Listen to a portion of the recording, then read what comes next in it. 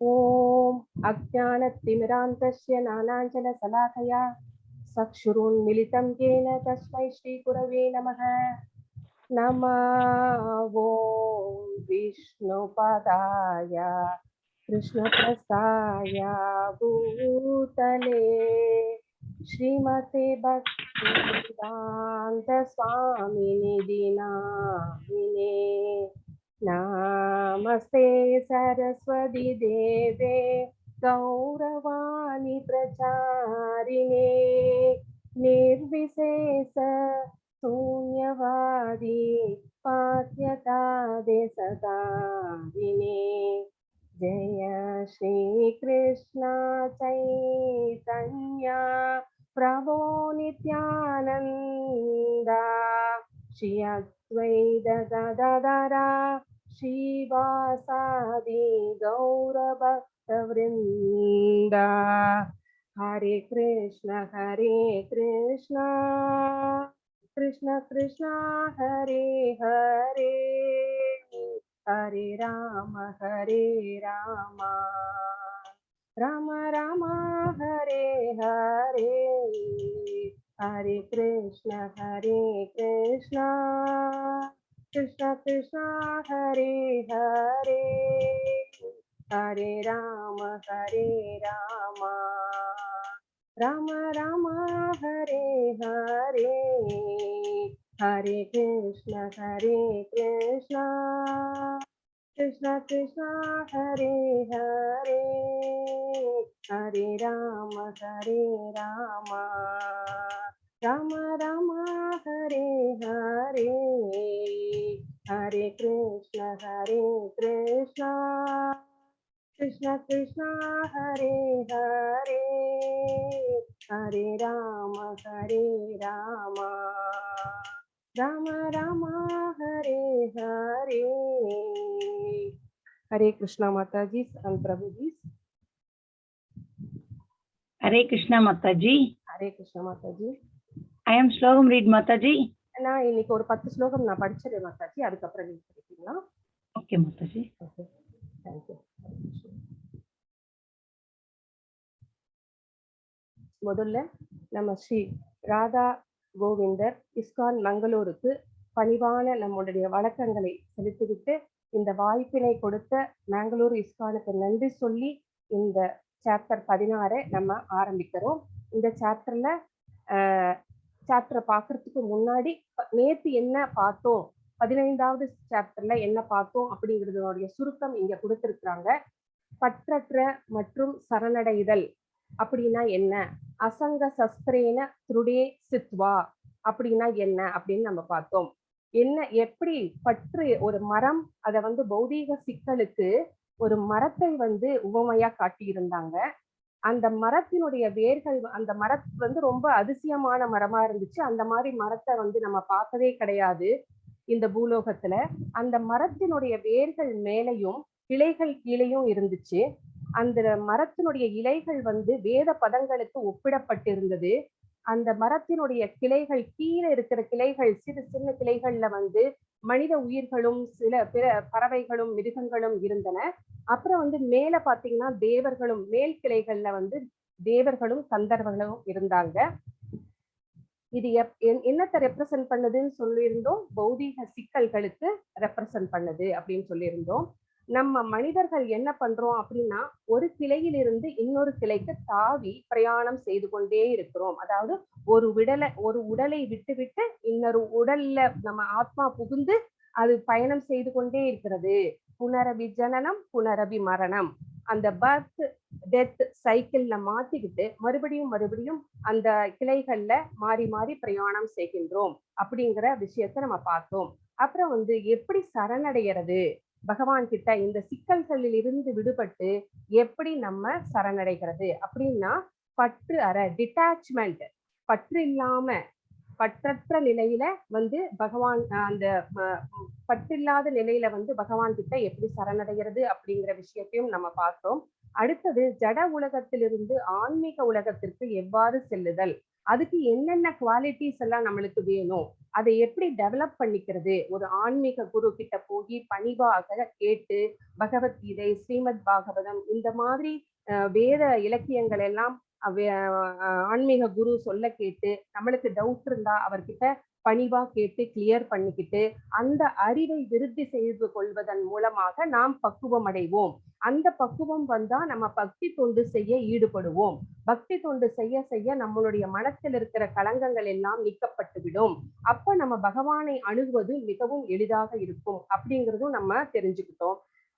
இந்த உலகில் நமது பராமரிப்பாளராக நம்மளை மெயின்டைன் பண்றவராக நம்மை படைத்தவர், நம்மை காப்பவர், அவருடைய நிலை என்ன அப்படிங்கிற அவருடைய சக்திகள் எல்லாம் என்ன அப்படின்னு பார்த்தோம். அடுத்தது வேதாந்தங்கள் மற்றும் வேதங்களின் சுருக்கம். வேதாந்தம், வேதங்கள், பகவானை அறிவதே வேத கல்வியினுடைய நோக்கம்.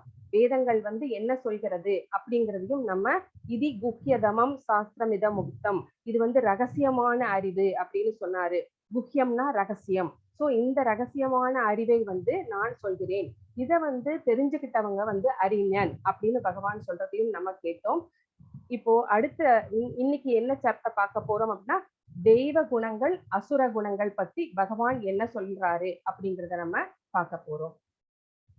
அதனுடைய சுருக்கம் என்ன அப்படிங்கிறத பார்க்கலாம். தேவ மற்றும் அசுர ஸ்வபாவங்கள், அவங்களுடைய கேரக்டர்ஸ் எப்படி இருக்கும், தேவ குணங்கள் இருந்தா அவங்களுடைய கேரக்டர்ஸ் எப்படி இருக்கும், அவங்க எப்படி நடந்துக்குவாங்க அப்படிங்கிறத பார்க்க போறோம். அசுர குணங்கள் இருந்தா அவங்க எப்படி நடந்துக்குவாங்க அப்படின்னு பார்க்க போறோம். இதோடைய முக்கியமான வேர்ட்ஸ் என்ன அப்படின்னா, பவந்தி சம்பதம் தைவி அப்படின்னு இங்க சொல்லப்பட்டிருக்கிறது. அப்படின்னா என்ன அர்த்தம்? பவந்தி அப்படின்னா சம்பதம் அப்படின்னா குணங்கள், தெய்வீ அப்படின்னா தெய்வீக அப்படின்னு அர்த்தம். சோ தெய்வீக குணங்கள் அதை பத்தி விவரிக்கிறது அசுர குணங்கள். சோ இதுவே அசுர குணம். தம்போ, தர்போ, அபிமானஸ் அப்படின்னா என்ன அப்படிங்கிறத நம்ம இப்ப பார்க்கலாம். தம்போ அப்படின்னா பெருமை, தர்போ அப்படின்னா அகந்தை, அபிமானஸ் அப்படின்னா வீண் அபிமானம். நம்ம கிட்ட அந்த குவாலிட்டிஸ், பெருமைப்படுறதுக்கான குவாலிட்டிஸே இருக்காது, ஆனா நம்ம ஷோ பண்ணிக்கிறது, அந்த மாதிரி இருக்கிறது தம்போ. தர்போனா ஏதோ ஒண்ணு இருக்கு ஆனா அதை ரொம்ப பெருசா காமிச்சுக்கிறது. சோ வீண் அபிமானம். சோ இந்த குணங்கள் எல்லாமே அசுர குணங்கள் அப்படின்னு பகவான் சொல்றாரு.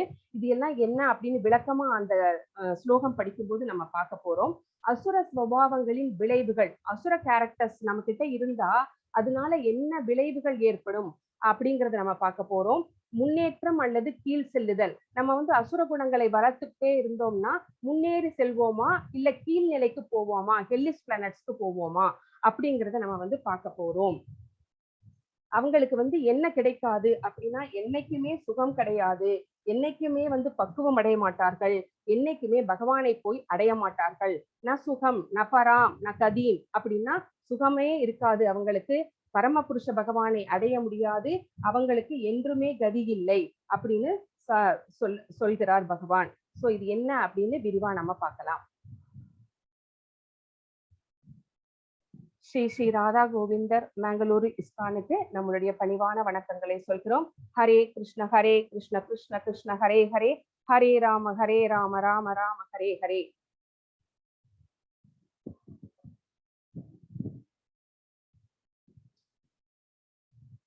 பதினாறு 16.1, 2, 3 ஸ்லோகத்துல பகவான் என்ன சொல்றாரு அப்படின்னா,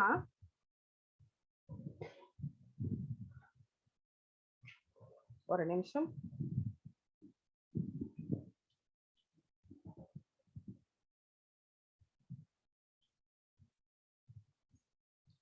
ஸ்ரீ பகவானுவாச்ச அபயம் சத்வசம்சுத்தி ஞான யோக ஸ்வயஸ்ததி தானம் தமஸ்ஸ யக்ஞஸ்ச ஸ்வாத்யாயஸ்தப ஆர்ஜவம் அஹிம்சா சத்யம் அக்ரோதஸ் தியாக சாந்திர் அபைஷுனம் தயா பூதே சலோப்லுத்வம் மார்தவம் ஸ்ரீ அசாபலம் தேஜ சமாத்ருதி சௌசம் அத்ரோஹோ நாதிமானித பவந்தி சம்பதம் தைவீம் அபிஜாதஸ்ய பாரத.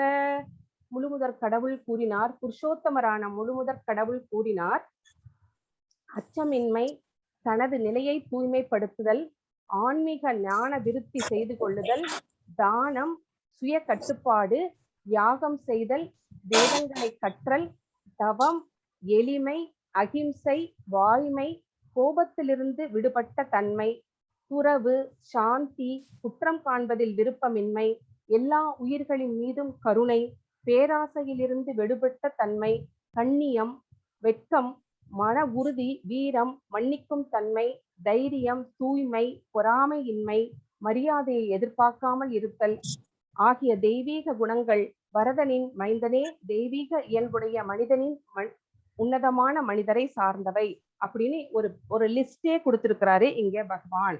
சோ இந்த தெய்வீக குணங்கள் ஃபர்ஸ்ட் 3 ஸ்லோகத்துல தெய்வீக குணங்கள் என்னென்ன அப்படிங்கிறத பகவான் இங்க வரிசைப்படுத்தி காமிச்சிருக்கிறாரு.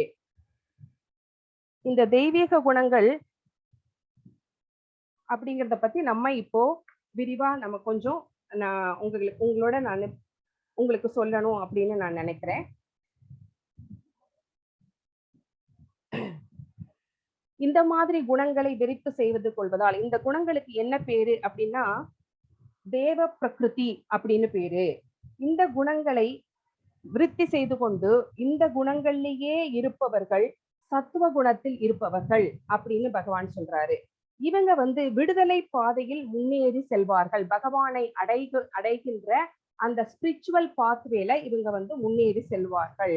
ஆனால் ரஜஸ் குணத்திலேயோ தமஸ் குணத்திலேயோ இருப்பவர்களுக்கு, அந்த மாதிரி குணத்துல செயல்படுபவர்களுக்கு விடுதலை என்பது, பகவானை அடைவது என்பது இந்த பௌதிக உலகத்தை விட்டு விடுதலையாகி போறதுக்கு சாத்தியமே இல்லை அப்படின்னு சொல்றாரு. இதுல இருந்து நம்ம என்ன தெரிஞ்சுக்கிறோம் அப்படின்னா சத்துவ குணத்தை நாம வளர்த்துக்கணும் அப்படின்னு சொல்றாரு. நீங்க என்ன சொல்றாங்க, ஃபர்ஸ்ட் இது அச்சமின்மை, தனது நிலையை தூய்மைப்படுத்துதல் அப்படின்னு இந்த 2 குணங்கள் சொல்லியிருக்கிறாரு. இந்த 2 குணங்கள் சன்னியாசிகளுக்கு மிகவும் மிகவும் முக்கியமானது. அப்படின்னா மத்தவங்களுக்கு எல்லாம் முக்கியம் இல்லை அப்படின்னு சொல்லல, எல்லாத்துக்குமே முக்கியம்தான். ஆனா அவங்களுக்கு ரொம்ப ரொம்ப முக்கியம் அப்படின்னு சொல்லப்படுகிறது. சோ ஏன் அப்படின்னு கேட்டாங்கன்னா அவங்களுக்கு பயம் இருக்கக்கூடாது. எந்தவித ஆதாரமும் இல்லாம அவங்க தனியா வாழணும். சன்னியாசிகள் காட்டிலோ எங்க போனாலும் யாத்திரை கோயில்களுக்கு செல்லும் போதோ தனியாகவே செல்ல வேண்டும். அவங்களுக்கு நீ எந்த ஆதரவும் இருக்கக்கூடாது. நான் என்னோட உறவுகளை எல்லாம் துறந்து விட்டேன், இப்போ என்னை யார் காப்பார்கள் அப்படிங்கிற எண்ணம் அவர்களுக்கு வரவே கூடாது. பகவானை சரணடைந்து விட்டோம், நம்முடைய ஆத்மா பரமாத்மாவாக நம்ம மனசுல அவர் எப்பயுமே இருக்கிறாரு, அவர் எல்லாத்தையும் பார்த்துக்குவாரு அப்படிங்கிற நம்பிக்கை அவர்களுக்கு இருக்க வேண்டும். அது நெக்ஸ்ட் தனது நிலையை தூய்மைப்படுத்துதல். அதாவது அவங்க என்ன நிலைமையில இருக்கிறாங்க, சன்னியாசி அப்படிங்கிற நிலைமையில இருக்காங்க. அப்போ அவங்க எதுக்கெல்லாம் டூஸ் அண்ட் டு நாட் அப்படின்னு 2 இருக்கு. செய்ய வேண்டியது, செய்யக்கூடாதது அப்படின்னு அவங்களுக்கு சில சட்டதிட்டங்கள் இருக்கிறது. அந்த சட்டதிட்டங்களை அவங்க கண்டிப்பா ஃபாலோ பண்ணியே ஆக வேண்டும். ஒரே ஒரு எக்ஸாம்பிள் சொல்றேன். அவங்க பெண்களுடன் பேசுவதையோ, தனியாக எங்கேயாவது நின்று அவங்கள இந்த மாதிரி அவங்களுடைய பேச்சுவார்த்தை வச்சுக்க கூடாது ஜாஸ்தி அப்படின்னு சொல்லப்படுகிறது. சோ அதனால அவங்களுடைய மனநிலை பாதிக்கும், அந்த தூய்மை பாதிக்கும். அதனால அவங்க கிட்ட இருந்து விலகி இருக்க வேண்டும் அப்படின்னு சொல்லப்படுகிறது. சைத்தன்ய மகாபிரபு அவர் நகர்வலம் எல்லாம் வரும்போது பெண்களை தூரத்திலிருந்துதான் மகாபிரபுவை அவங்களுக்கு வணக்கம் செலுத்த முடியும், வணங்க முடியும். அவங்களை பக்கத்துல கூட வணக்கம் செலுத்துவதற்கு அனுமதிக்க மாட்டார் அப்படின்னு நம்ம நிறைய புஸ்தகங்கள்ல, நம்ம நிறைய இலக்கியங்கள்ல படிச்சிருக்கிறோம். சோ அவங்களுக்கு என்ன சட்டதிட்டங்கள் இருக்கோ அதை கண்டிப்பா அவங்க ஃபாலோ பண்ணணும் அப்படின்னு சொல்லப்படுகிறது. அடுத்தது ஆன்மீக அறிவை விருத்தி செய்து கொள்ளுதல் அப்படின்னு சொல்லியிருக்காங்க. இது யாருக்கு சொல்லியிருக்காங்க அப்படின்னா எல்லாருக்குமே தான் சொல்லியிருக்காங்க. ஆன்மீக அறிவை இல்லறத்தில் இருப்பவர்களும் பிரம்மச்சாரிகளும் சன்னியாசிகளும் எல்லாருமே தான் விருத்தி செய்து கொள்ளணும். ஆனா இது முக்கியமா யாருக்கு சொல்லப்பட்டிருக்குதுன்னா பிரம்மச்சாரிகளுக்கு சொல்லப்பட்டிருக்கிறது. ஏன்னா அவங்க 25 வருஷம் அவங்க குருகுலத்துல பயில்வார்கள். சோ அங்க அவங்களுக்கு நிறைய டைம் இருக்கும். சோ இந்த ஆன்மீக இலக்கியங்களை, வேத இலக்கியங்களை எல்லாம் கத்துக்கிட்டு அவங்க அதுல தேர்ந்து வர வேண்டும் அப்படிங்கிறதுக்காக இது முக்கியம். ஆனா இது அவங்களுக்கு மட்டும் இல்லை, எல்லாருக்குமே தான் சொல்லப்பட்டிருக்கு, பகவான் சொல்லியிருக்கிறாரு. அடுத்தது தானம், யாகம் செய்தல், வேதங்களை கற்றல். இது எல்லாமே தானம் அப்படிங்கிறது இல்லறவாசிகளுக்கு சொல்லப்பட்டிருக்கிறது. இல்லறவாசிகளுக்கு மட்டும் இல்லை, எல்லாருமே தானம் செய்யலாம்.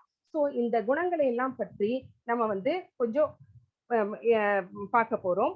இந்த பிரம்மச்சாரிகள் அப்படிங்கிறவர்கள் வந்து அறிவை விருத்தி செய்து கொள்வதற்காக அவர்கள் வந்து இதை பயன்படுத்திக் கொள்ள வேண்டும். அப்புறம் வந்து சன்னியாசிகள் வந்து இல்லறத்தில் இருப்பவர்களை வந்து கிருஷ்ண உணர்விற்கு இழுப்புவதற்காகவே வந்து அவங்க என்ன செய்வாங்க, பிச்சை செய்ய போவார்கள். சோ அவங்களுக்காக அவங்க செய்ய போறது கிடையாது. இல்லறவாசிகளை வந்து கிருஷ்ண பக்திக்கு கொண்டு வர வேண்டும் அப்படிங்கிறது தான் அவங்களுடைய நோக்கம். அடுத்தது தானம் வந்து இல்லறவாசிகளுக்கு ஆனது அப்படிங்கறது நான் சொன்னேன். அது எப்படிப்பட்ட தானமா இருக்கணும் அப்படின்னா, நேர்மையான வழியில் சம்பாதித்து வருமானத்தில் சரி பாதியை 50% வந்து கிருஷ்ண உணர்வை பரப்புவதற்கு செலவழிக்க வேண்டும் அப்படின்னு ஸ்ரீல பிரபுபாதா சொல்லியிருக்கிறாரு. அடுத்தது தன்னடக்கம் அப்படின்னு நம்ம என்னங்கிறது பார்க்கலாம். தன்னடக்கம் அப்படிங்கிறது வந்து இப்ப வந்து ஒரு இல்லறவாசி, அந்த இல்லறவாசி வந்து கிருஷ்ண அவர்களுடைய சென்ஸ் வந்து புலன்களை அடக்கி வாழ வேண்டும். அதாவது எவ்வளவு அளவுக்கு அதிகமாக போனால் நஞ்சு அப்படின்னு சொல்லியிருக்காங்க, அமிர்தமும் நஞ்சுன்னு சொல்லியிருக்காங்க. அதே மாதிரிதான் நம்முடைய புலன்களை கட்டுக்குள் வச்சிருக்க வேண்டும். கிருஷ்ண உணர்வு உள்ள குழந்தைகளை பெற்றுக்கொள்வதற்கு மட்டுமே வந்து தாம்பத்தியில் ஈடுபட வேண்டும் அப்படின்னு சொல்றாங்க. அடுத்தது யாகம் செய்தல் அப்படிங்கிறது வந்து இந்த கலியுகத்துக்கு வந்து ஏற்ற ஒரு தர்மம் இல்லை. ஆனா வந்து என்ன சொல்லியிருக்கிறாரு மகாபிரபு, நம்மளுக்காகவே வந்து ஒரு பெரிய வரப்பிரசாதத்தை கொடுத்துட்டு போயிருக்கிறாரு. என்ன அப்படின்னா சங்கீர்த்தன யக்னம், அதுவும் ஒரு யக்னம் தான். நமக்கு ரொம்ப ஈஸியா பகவானுடைய ஹோலி நேம்ஸை வந்து சாண்ட் பண்றதே வந்து பெரிய யக்னம். அப்படிங்கிறதுனால இந்த காலத்துக்கு ஏற்ற இந்த மகா மந்திரத்தை ஹரே கிருஷ்ண கிருஷ்ண கிருஷ்ண ஹரே ஹரே, ஹரே ராம ராம ராம ஹரே ஹரே அப்படிங்கிற இந்த மந்திரத்தை சாண்ட் பண்ணுவதே, அதாவது அட்டென்டிவா சாண்ட் பண்ணணும். அட்டென்டிவா சாட் பண்ணாத ஜபம் வந்து ஒரு ஜல்லடையில தண்ணி குடிக்கிறதுக்கு சமம். ஜல்லடையில தண்ணி குடிக்க முடியாது அப்படிங்கிறது நமக்கு எல்லாத்துக்குமே தெரியும். சோ எங்கேயோ மனசு எங்கேயோ பறக்க விட்டுட்டு ஜபம் பண்றது வந்து ஜல்லடையில தண்ணி குடிக்கிறதுக்கு சமம். அது எங்க போய் சேரணுமோ அங்க போய் சேராது. அதனால ரொம்ப அட்டென்டிவா பண்ற ஜபம் தான் பகவானை போய் சேரும்னு ஸ்ரீல பிரபுபாதா நம்மளுக்கு சொல்லி இருக்கிறாரு. அடுத்தது எளிமையாக இருக்க வேண்டும். எளிமையாக இருக்க வேண்டும் அப்படின்னா ரொம்ப படோடாபமாக இருக்கக்கூடாது அப்படிங்கிறது நம்ம எல்லாத்துக்குமே தெரியும். அடுத்தது பிரம்மச்சாரிகள் வந்து அந்த சிலிபஸைய வந்து அவங்க வந்து கண்டிப்பா வந்து ஃபாலோ பண்ணணும் அப்படின்னு சொல்லப்படுகிறது. அடுத்தது வந்து இதுல வந்து எல்லாமே வந்து நான் விரிவா சொல்ல போறது இல்லை, ஒரு சில குணங்களை மட்டும் நான் வந்து விரிவா சொல்ல போறேன். அகிம்சை அப்படிங்கிறது வந்து ரொம்ப ரொம்ப இம்பார்ட்டன்ட். அகிம்சை அப்படின்னா மற்றவங்களை வந்து மற்ற உயிர்களை கொல்லாமல் இருக்கிறது மட்டும் அகிம்சை கிடையாது. நம்ம பேச்சினாலே கூட அடுத்தவங்களை வருத்தப்பட வைக்க கூடாது, அதுவும் ஒரு அகிம்சை தான்.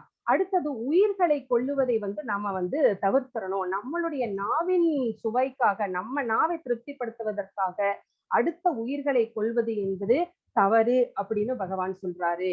அடுத்த உயிர்களை நாம் வந்து கொல்றதுனால அதனுடைய லைஃப் டைம் வந்து பாதியிலேயே முடிஞ்சு போகுது.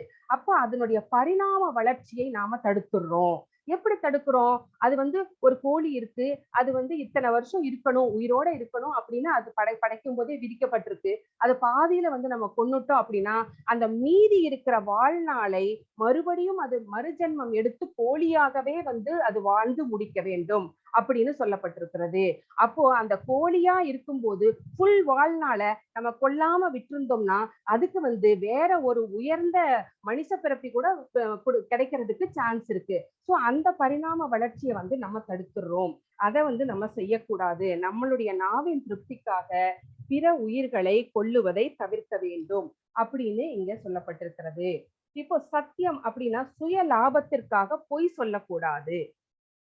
பொய் சொல்லுதல் அப்படிங்கிறது வந்து தவிர்த்தரணும் அப்படின்னு இங்க சொல்றாங்க.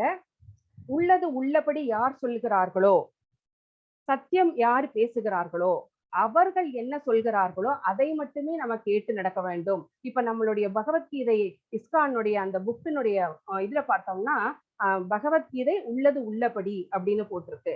என்னது உள்ளது உள்ளபடி? கீதைக்கு நிறைய உரைகள் எழுதியிருக்கிறாங்க. ஆனா அதுல வந்து உள்ளது பகவான் என்ன சொன்னாரோ அதை அப்படியே எழுதியிருக்கிறாங்களா அப்படின்னு கேட்டா நிறைய உரைகள்ல இல்ல. சோ யார் வந்து டிசிப்ளிக் சக்சஷன்ல வந்திருக்காங்களோ, குரு சீட பரம்பரை மூலமாக வந்திருக்கிறாங்களோ, அந்த குரு அந்த அவங்க என்ன சொல்றாங்களோ அதை கேட்டா மட்டுமே நம்மளுக்கு வந்து உண்மை ஞானம் கிடைக்கும். சோ சத்தியம் யாரு பேசுறாங்களோ, யாரு உள்ளதை உள்ளபடி சொல்றாங்களோ, அவங்களுடைய பேச்சை மட்டுமே, அவங்களுடைய இன்ஸ்ட்ரக்ஷன்ஸை மட்டுமே நம்ம வந்து எடுத்துக்கணும் அப்படிங்கிறது தெரிகிறது. சோ அக்ரோத அப்படின்னா கோபம், கோபத்தை கட்டுப்படுத்துதல். கோபம் எங்கிருந்து வருகிறது? ரஜோகுணத்தில் பிறக்கிறது. சோ இந்த கோபத்தை கட்டுப்படுத்தினா, இந்த கோபம் அப்படிங்கிறது நம்மை நரகத்திற்கு இட்டு செல்லும் ஒரு குணம் அப்படிங்கறத நம்ம பார்த்தோம். நம்ம நிறைய ஸ்லோகங்கள்ல முன்னாடியே நம்ம பார்த்திருக்கோம். அடுத்தது should not find fault with others. அபைசுனம், அபைசுனம் அப்படிங்கிற வார்த்தைக்கு we should not find with fault with others அப்படின்னு. சோ நம்ம எப்படி தவறு கண்டுபிடிக்கிறோம்? எப்ப பார்த்தாலுமே வந்து நீ செய்யறதுதான் தப்பு அப்படின்னு நம்ம கிட்ட எதுவுமே தவறு இல்லை அப்படின்னு நம்ம நினைச்சிட்டு இருக்கிறோம். நம்ம யாரையாவது இப்படி கை நீட்டி ஒரு விரலை நீட்டி அப்படி சொல்லும் போது 3 விரல்கள் வந்து நம்மை நோக்கி இருக்கிறது. சோ நம்ம கிட்டையும் தவறு இருக்கிறது அப்படிங்கிறத நம்ம புரிஞ்சுக்கிட்டு யாருடைய தவறையும் பெருசாக எடுத்துக்காம அப்படியே போய்கிட்டே இருக்கணும். ஏன் அப்படின்னா அந்த ஃபைண்ட் ஃபால்ட், யார் மேலேயாவது தப்பு கண்டுபிடிக்கிறோம் பாத்தீங்களா, அதுவும் ஒரு பாவம். இதுக்கு வந்து நான் ஒரு சின்ன ஒரு ஸ்டோரி சொல்ல விரும்புறேன். ஒரு ராஜா வந்து நிறைய தான தர்மங்கள் செய்வாரு. அவர் வந்து அப்படி செய்யும் போது ஒரு நாள் வந்து அவர் அன்னதானம் கொடுத்துக்கிட்டு இருந்தாரு. அன்னதானம் கொடுத்துட்டு இருக்கும்போது எல்லாரும் பிராமணர்கள் எல்லாருமே வந்து அன்னதானம் வந்து வாங்கிட்டு போய்கிட்டு இருந்தாங்க. அப்ப வந்து கழுகு வந்து ஒண்ணு பறந்து போச்சு. அந்த கழுகினுடைய வாயில வந்து ஒரு பாம்பை கவ்விக்கிட்டு போயிட்டு இருந்துச்சு. அந்த அந்த கிராஸ் பண்ணி அந்த இடத்த கிராஸ் பண்ணி போகும்போது அந்த பாம்பினுடைய வாயிலிருந்து நஞ்சு வந்து அவர் கொடுத்துக்கிட்டு இருந்த சாப்பாட்டுல விழுந்துருச்சு.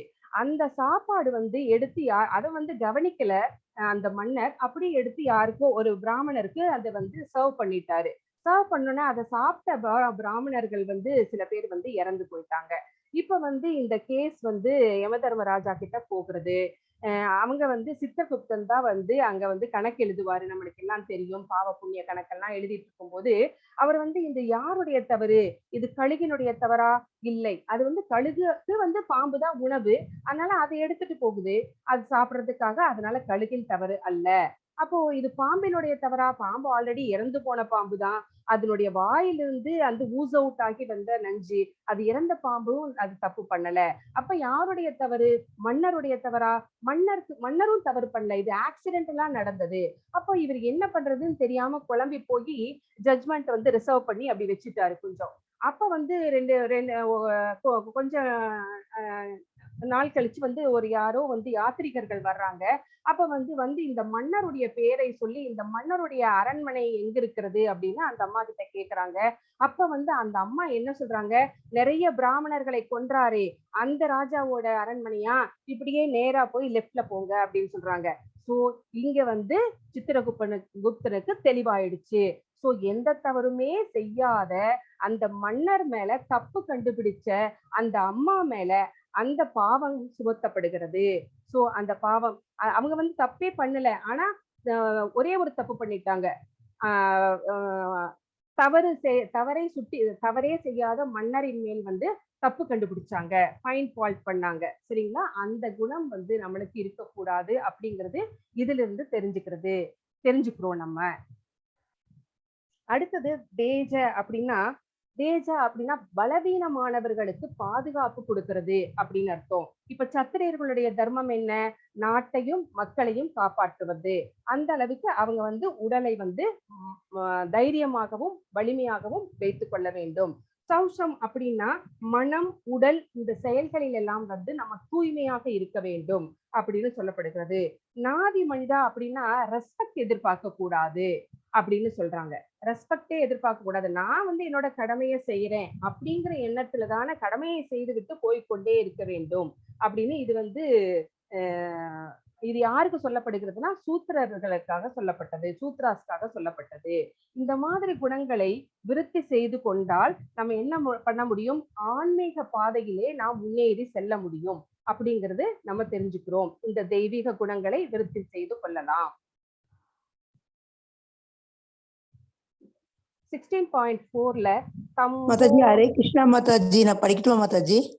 ஒரு நிமிஷம் மாதாஜி, நான் ஒரு 10 ஸ்லோகம் படிச்சிடுறேன். சரிங்களா? ஓகே 10வது மாதாஜி. ஸ்லோகத்துல இருந்து நீங்க படிக்க ஆரம்பிக்கலாம். தம்போதர்போபிநாச தம்போதர்போபி தம்போதர்போபி மானश्च क्रोधपारुष्यम् एव च अज्ञानं साभिजातस्य पार्थसम्पदम् आशुरम् ஆஷுரீன். பிருதாவின் மைந்தனே, தற்பெருமை, அகந்தை, வீண் அபிமானம், கோபம், கொடூரம், அறியாமை ஆகியவை அசுர இயல்புடையவர்களின் குணங்களாகும். ஃபர்ஸ்ட் 3 ஸ்லோகத்துல பகவான் தெய்வீக குணங்கள் பத்தி சொன்னாரு. இப்ப 4வது ஸ்லோகத்துல அசுர குணங்கள் என்னென்ன அப்படின்னு இப்ப சொல்ல போறாரு. தற்பெருமை, நம்ம கிட்ட வந்து அந்த குவாலிட்டிஸே இருக்காது, ஆனாலும் வந்து நம்ம வந்து ஷோ பண்ணிக்கிறோம் அப்படின்னு நான் முதலே சொன்னேன். அதுதான் வந்து தற்பெருமை. அதுக்கு அகந்தை, அகந்தைனா வந்து என்கிட்ட எல்லாமே இருக்கு அப்படிங்கிற ஒரு இதுவா இருக்கிறது, தற்பெருமை அடிச்சுக்கிறது, அந்த மாதிரி. அடுத்தது வந்து வீண் அபிமானம், கோபம், கொடூரம், அறியாமை. அறியாமை அப்படிங்கிறது நம்மளுக்கு எல்லாம் தெரியும், இக்னரன்ஸ். சோ இந்த குணங்கள், கோபம் அப்படிங்கிறதும் தெரியும் நம்மளுக்கு. கோபம் வந்தா நான் என்ன செய்வேன்னு எனக்கே தெரியாது அப்படின்னு நம்ம நிறைய டைம் நம்ம சொல்லியிருப்போம். என்ன பேசுறோம் அப்படிங்கிறது கூட நம்ம மறந்து போய் நம்ம பேசிடுவோம், அதுக்கப்புறமா வருத்தப்படுவோம். கொடூரம், கொடூரம் அப்படிங்கிறதும் தெரியும். எந்த மாதிரி எல்லாம் நம்ம வந்து அனிமல்ஸை வந்து கொல்றோம் அப்படிங்கிறது, அந்த மாதிரி இருக்கிற குணங்கள் எல்லாமே வந்து அசுர குணங்கள் அப்படின்னு பகவான் சொல்றாரு. இந்த குணங்கள் வந்து நம்மளை எங்க கூட்டிட்டு போகும் அப்படின்னா நரகத்திற்கு கூட்டிட்டு போகும். சோ பெருமை உடையவர்கள் பிறர் வந்து நம்மை வழிபட வேண்டும் அப்படின்னு நினைக்கிறார்கள். சோ இரண்யகசிபு எடுத்துக்கோங்க, பிரகலாத மகாராஜ் எடுத்துக்கோங்க. நாராயணரை வழிபடக்கூடாது, என்ன சொன்னாரு இரண்யகசிபு? இரண்யகசிபுவே நமக அப்படின்னு சொன்ன, நாராயணா அப்படின்னு பேர் சொல்லக்கூடாது, பகவான் பேரை சொல்லக்கூடாது, என்னதான் வழிபடணும் அப்படின்னு சொன்னாரு. சோ அது வந்து அசுர குணம், என்னை வழிபட வேண்டும் அப்படின்னு சொல்றது, எல்லாரும் என்ன வந்து வணங்கணும் அப்படிங்கிறது. பிறர் தம்மை மதிக்க வேண்டும் அப்படின்னு நினைக்கிறாங்க. அவங்களுக்கு வந்து எதை செய்யக்கூடாது, எதை செய்யணும் அப்படிங்கிறது தெரியாது. அவங்க வந்து மனம் போன போக்கில் செயல்படுகிறார்கள். சோ இந்த அசுரர்கள் மனம் போன போக்கில் எல்லாமே வந்து செயல்படுவார்கள். கம்சனை எடுத்துக்கோங்க, அவரும் அதே மாதிரிதான். ராவணனை எடுத்துக்கோங்க, அவர் என்ன பண்ணினாரு அப்படிங்கிறது நமக்கு எல்லாத்துக்குமே தெரியும். சோ இவங்க எல்லாமே மனம் போன போக்கில் செயல்படுகிறவர்கள். அவங்களுக்கு வந்து எதை செய்ய வேண்டும், எதை செய்யக்கூடாது அப்படிங்கிறது தெரியாது. அவங்க வந்து அறியாமையில் இருக்கிறார்கள். தைவி சம்பத்தி மோஷாய நிபந்தாய சுரீமதா மாசூச சம்பதம் தைவீம் அபிஜாதோஷி பாண்டவ. தெய்வீக குணங்கள் முக்தி தரக்கூடியவை, அசுர குணங்களோ பந்தப்படுத்துபவை. பாண்டுவின் மைந்தனே, கவலைப்படாதே, நீ தெய்வீக குணங்களுடன் பிறந்திருக்கிறாய். அர்ஜுனனை பார்த்து சொல்றாரு பகவான், கவலைப்படாத, நீ வந்து தெய்வீக குணங்களோட தான் பிறந்திருக்கிற, உங்ககிட்ட ஒரு சின்ன அசுர குணங்கள் எதுவுமே கிடையாது அப்படின்னு சொல்றாரு. தெய்வீக குணங்கள் நம்மளுக்கு என்ன கொடுக்கும்? தெய்வீக குணங்கள் நம்மளை பக்குவப்படுத்தும், ஸ்பிரிச்சுவல் பாதையில நம்மளை கூட்டிட்டு போகும், நம்மளுக்கு வந்து முக்தியே கொடுக்கும்.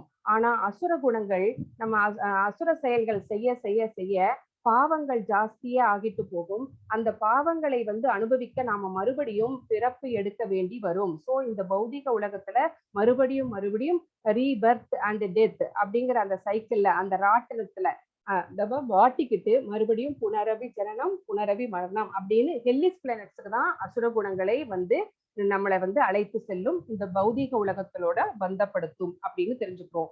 இங்க ஒரு விஷயம், எங்க பகவான் வந்து நீ வந்து தெய்வீக குணங்களுடன் பிறந்திருக்கிறாய் அர்ஜுனா, பாண்டுவின் மைந்தனே அப்படின்னு சொன்னாரு. ஆனா வந்து இங்க ஒரு சத்திரியனுக்கு எதிரிகள், இன்னொன்னு அவர் வந்து தெளிவுபடுத்துறாரு, ஒரு சத்திரியனுக்கு எதிரிகள் மீது அம்புகளை எய்வதே தர்மம். ஒரு சத்திரியனுடைய தர்மம் என்ன? எதிரிகளை கொல்லணும். இப்ப கார்கில் வார் நடக்கும்போது அந்த பார்டர்ல நின்றுட்டு நான் வந்து எதிரியை கொல்ல மாட்டேன் அப்படின்னு சொல்ல முடியாது. இதை வந்து அகிம்சை, நான் அது பாவம், எனக்கு பாவம் வந்து சேரும் அப்படின்னு சொல்ல முடியாது. ஒரு சத்திரியனுக்கு எதிரிகளை கொல்லுவதே, அம்புகளை எய்வதே தர்மம் அப்படின்னு இங்க பகவான் சொல்றாரு. அது வந்து உன்னுடைய அசுர குணம்னு நீ நினைச்சிராத, நீ அப்படி கவலைப்பட காரணம் இல்லை அப்படின்னு பகவான் வந்து உறுதியா சொல்றாரு. வௌபூத சர்க்கௌ லோகே அஸ்மின் தெய்வ ஆசுர ஏவ ச தெய்வோ விஸ்தரச ப்ரோக்த ஆசுரம் பார்த்த மே ஸ்ருணு. ஸ்ருணு அப்படிங்கிற வார்த்தை நம்ம கேட்டிருக்கிறோம். கேட்பாயாக, தச்ருணு, என்னிடமிருந்து கேள் அப்படின்னு பகவான் சொல்றாரு. ஸ்ருணு அப்படின்னா கேட்கறது. கேட்கறது அப்படிங்கிறது நம்மளுக்கு ரொம்ப ரொம்ப முக்கியமானது இல்லைங்களா? கேட்கறது மூலமா தான் நம்ம பக்தியை வந்து ஃபர்ஸ்ட் ஸ்டெப், அதுதான் ரொம்ப இம்பார்ட்டன்ட் ஸ்டெப் கூட. அது வந்து பக்தியை வந்து நம்மளுக்கு பகவானை பத்தி கேட்க கேட்க கேட்க கேட்க இன்னும் கேட்கணும் அப்படிங்கிற அந்த எண்ணத்தை நம்மளுக்கு வந்து வளர்த்துக்கிட்டே போகும். சோ இங்க என்ன சொல்றாரு பகவான் பார்க்கலாம். பிருத்தாவின் மைந்தனே, இவ்வுலகில் உள்ள படைக்கப்பட்ட உயிர்வாழிகளில் தெய்வீகமானவர்கள், அசுரர்கள் என இரு வகையினர் இருக்கின்றார்கள். தெய்வீக குணங்களை பற்றி ஏற்கனவே மிக விவரமாக உனக்கு விளக்கியுள்ளேன். இனி அசுர குணங்களை என்னிடமிருந்து கேட்பாயாக. சோ இனி வரப்போற ஸ்லோகங்கள்ல பகவான் அசுர குணங்களை பத்தி பேச போறாரு அப்படிங்கிறது தெரியுது. சோ இந்த 2 விதமான மக்கள் இருக்கிறாங்க அப்படிங்கிறதையும் நம்ம தெரிஞ்சுக்கிறோம். சோ இந்த தெய்வீக குணங்கள் இருக்கிறவங்க என்ன என்ன வந்து நம்ம செய்யணுமோ, சாஸ்திரங்கள் என்ன சொல்லி இருக்குதோ அதுல சொல்லப்பட்ட விதிமுறைகளை கரெக்டாக ஃபாலோ பண்ணி அதை பின்பற்றி வாழ்வார்கள். ஆனா அசுர குணங்கள் கொண்டவர்கள் வந்து சாஸ்திரங்களை நம்பவே மாட்டார்கள். கடவுள்னு ஒருத்தர் இருக்கிறாரு அப்படிங்கிறதே வந்து அவங்க வந்து நம்ப மாட்டார்கள். அவங்க வந்து கடவுளை வந்து எப்பவுமே வந்து இழிவாதான் பேசுவார்கள். அவர்கள் வந்து மனம் போன போக்கில வந்து அவர்கள் வாழ்வார்கள் அப்படிங்கிறதும் நம்மளுக்கு இந்த ஸ்லோகத்தின் மூலமா தெரிய வருகிறது. பிரவృத்திம் ச நிவృத்திம் ச ஜனான விதுர் ஆசுரா ந சௌசம் நாபிசாசாரோ ந சத்யம் தேஷு வித்யதே. அசுரத்தன்மை உடையவர்கள் என்ன செய்ய வேண்டும் என்றும் என்ன செய்யக்கூடாது என்றும் அறிவதில்லை. தூய்மையோ முறையான நடத்தையோ வாய்மையோ அவர்களில் காணப்படுவது இல்லை. சோ அசுரத்தன்மை உடையவர்களுக்கு என்ன செய்யணும், என்ன செய்யக்கூடாது, டூஸ் அண்ட் டு நாட், அது வந்து தெரியாது அவங்களுக்கு. ஏன்னா அவங்க வந்து அறியாமையில இருக்கிறாங்க. அவங்க வந்து தூய்மையா இருக்க மாட்டாங்க. உள்ளத்திலும் புற தூய்மையும் இல்லை, அகத்தூய்மையும் இல்லை. சோ அவங்க வந்து குளிக்கிறது, காலையில எழுந்திருக்கிறது, குளிக்கிறது, பல்லு துலக்கிறது, ஆடைகளை மாற்றுவது, இதை கூட செய்யாம இருப்பாங்க. அவங்களுக்கு புற தூய்மையும் இல்லை, அகத்தூய்மை எப்படி வரும்? புனித நாமங்களை சொல்லுவதால் நம்முடைய அகம் வந்து தூய்மை அடையும். அதுவும் அவங்களுக்கு இல்லை. இவற்றை எல்லாம் பின்பற்றுவது அவங்களுக்கு ரொம்ப ரொம்ப கடினமான செயல். இந்த பிக்சர்ல பாக்குறீங்க அவங்க என்ன மாதிரியான கேரக்டர்ஸோட இருக்காங்க அப்படிங்கறது அவங்க நம்ம தெரிஞ்சுக்கலாம். சோ இந்த ஸ்லோகத்துல ஸ்ரீல பிரபுபாதா என்ன சொல்லினாரு அப்படின்னா, பெண்களுக்கு மனுஸ்ருதி என்ன சொல்லுது அப்படின்னா, பெண்களுக்கு வந்து ரொம்ப சுதந்திரம் கொடுக்க கூடாது அப்படின்னு மனுஸ்ருதி நம்மளுக்கு சொல்லியிருக்குது.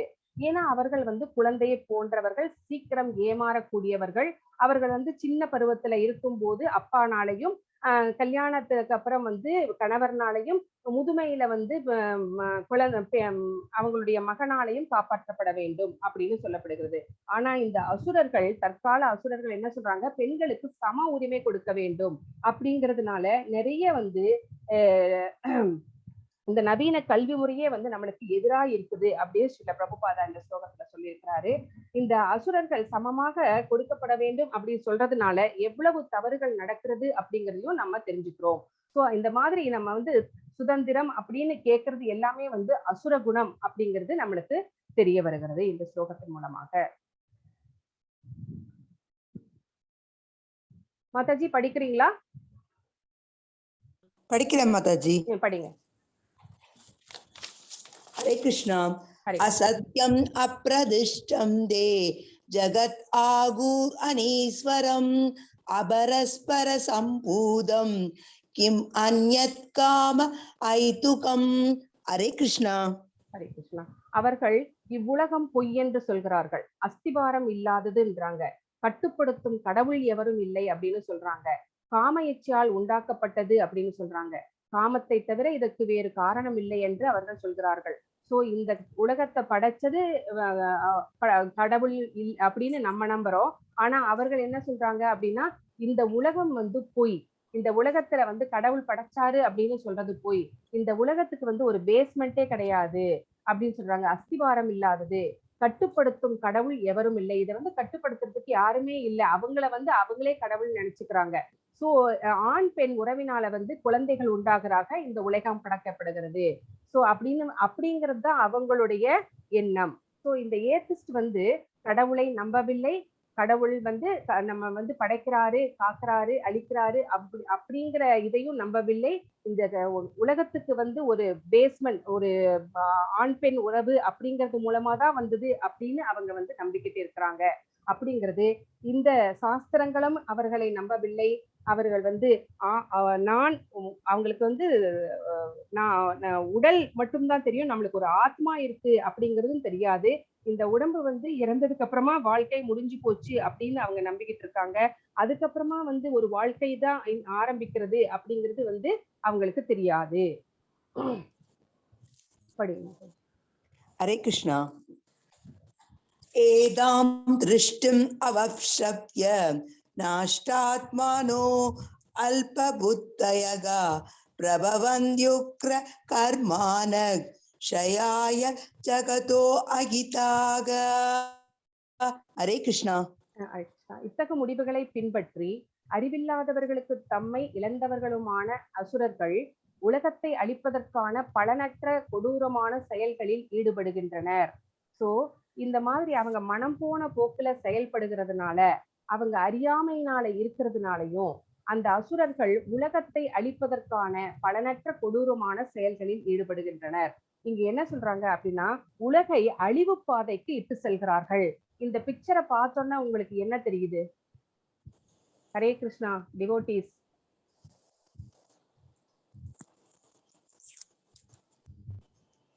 பிரபு, உங்களுக்கு இது இந்த பிக்சரை பார்த்தோம்னா ஹிரோசா நாகசாக்கி அந்த ஜப்பான்ல நடந்த அந்த வெடி அணுகுண்டு அது ஞாபகத்துக்கு வரணும். உங்களுக்கு வருதுங்களா? சோ இந்த உலக அழிவு பாதைக்கு அவர்கள் இட்டு செல்கிறார்கள். புலன் நுகர்விற்காக அவர்கள் ஏதேனும் ஒரு ஒன்றை வந்து கண்டுபிடிக்கிறதுலயே அவங்க வந்து ஈடுபட்டு இருக்காங்க. எதற்காக? எதையாவது ஒண்ணு கண்டுபிடிச்சிட்டு இருக்கிறது புலன் நுகர்விற்காக.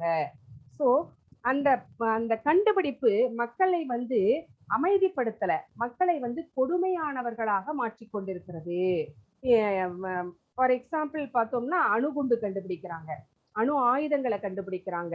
சோ இந்த வெப்பன்ஸ் எல்லாமே நமக்கு வந்து அமைதியை கொடுக்காது, மக்களை கொடூரமானவர்களாக மாற்றி வந்து உலகை வந்து அழிவு பாதைக்கு இட்டு செல்லும்.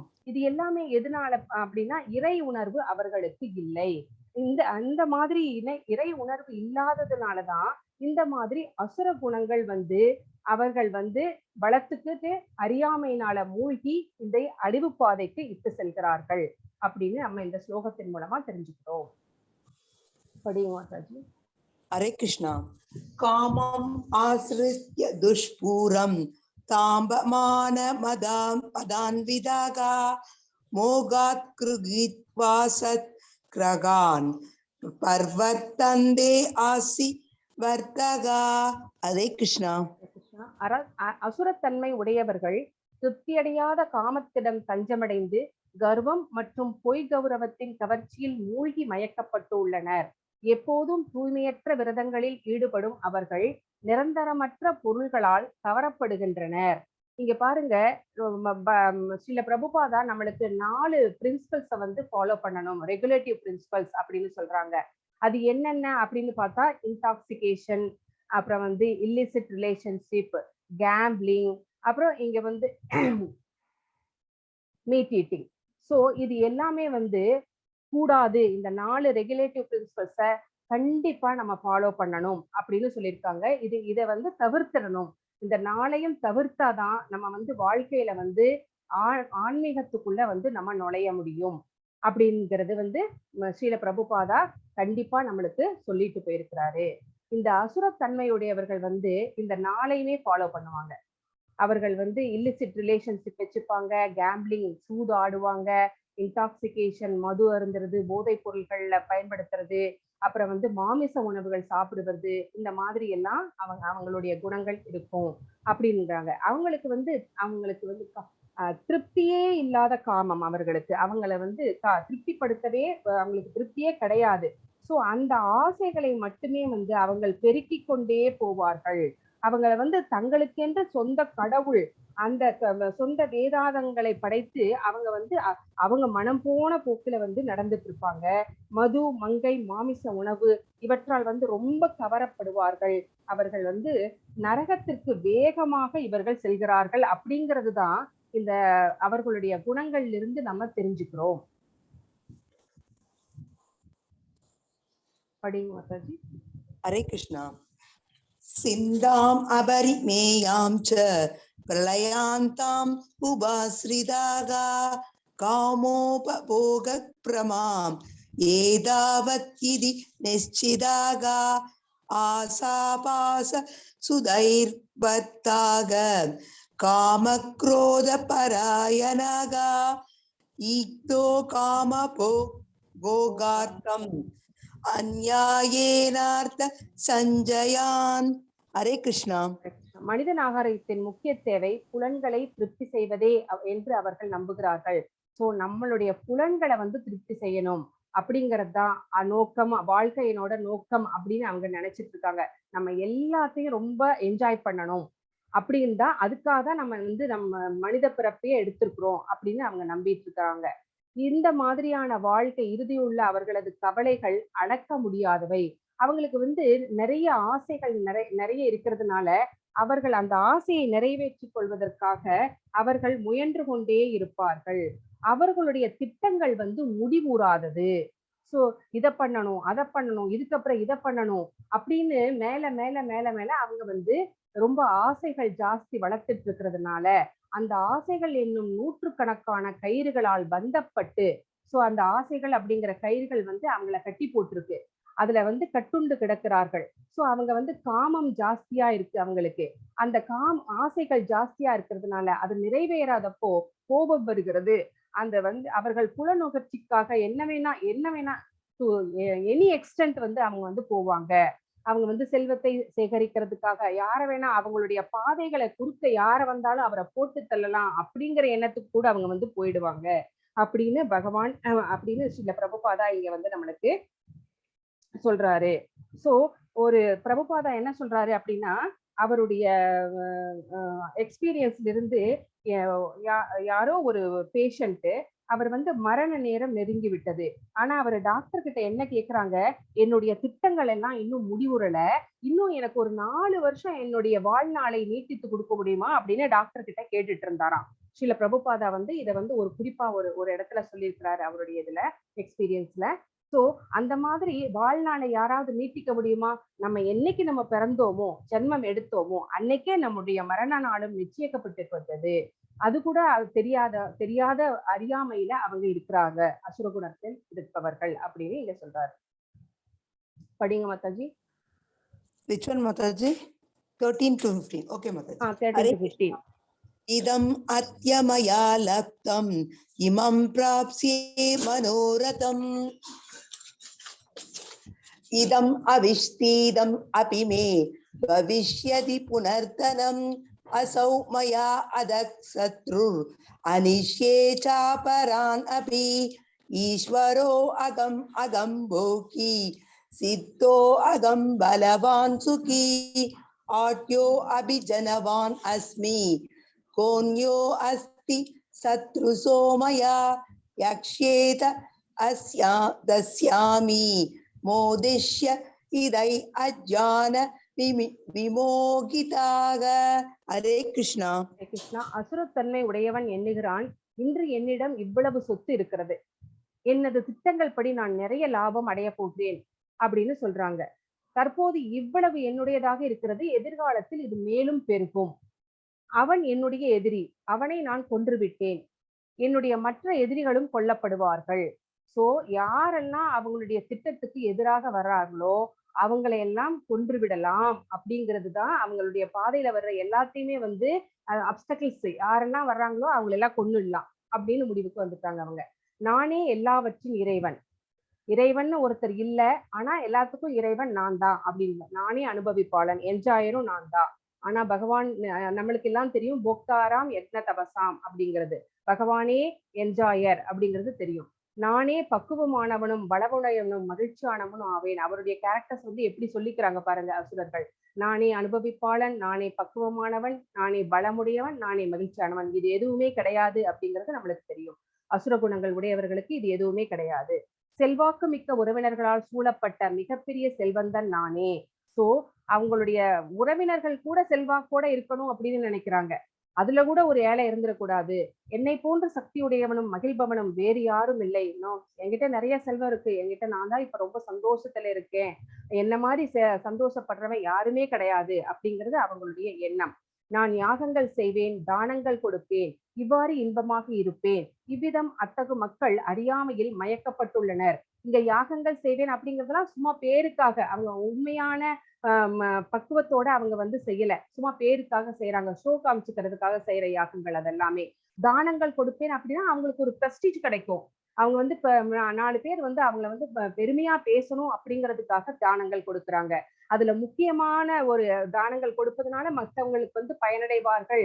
இது வந்து பகவானுடைய சொத்து, நான் வந்து ஒரு கருவி, இதை வந்து பகவான் பேர்ல நான் அவங்களுக்கு வந்து தக்க மனிதர்களுக்கு யாருக்கு தேவை இருக்கோ அவங்களுக்கு வந்து நான் தானம் செய்கிறேன் அப்படிங்கிற எண்ணமெல்லாம் அவங்களுக்கு கொஞ்சம் இல்லை. என்ன வந்து அவங்க வந்து புகழ்ந்து பேசுவார்கள் அப்படிங்கிற அந்த பிரஸ்டீஜுக்காக, வீண் அபிமானத்திற்காக வந்து அவங்க இந்த மாதிரி தானங்கள் செய்கிறார்கள் அப்படிங்கிறது இந்த ஸ்லோகத்தின் மூலமா நம்ம தெரிஞ்சுக்கிறோம். மாதாஜி படிங்க.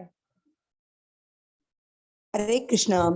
அநேக சித்த விப்ராந்தா மோக ஜால சமாவிருதாக பிரசக்தா காம போகேஷு வதந்தி நரகே அசூசௌ. ஹரே கிருஷ்ணா.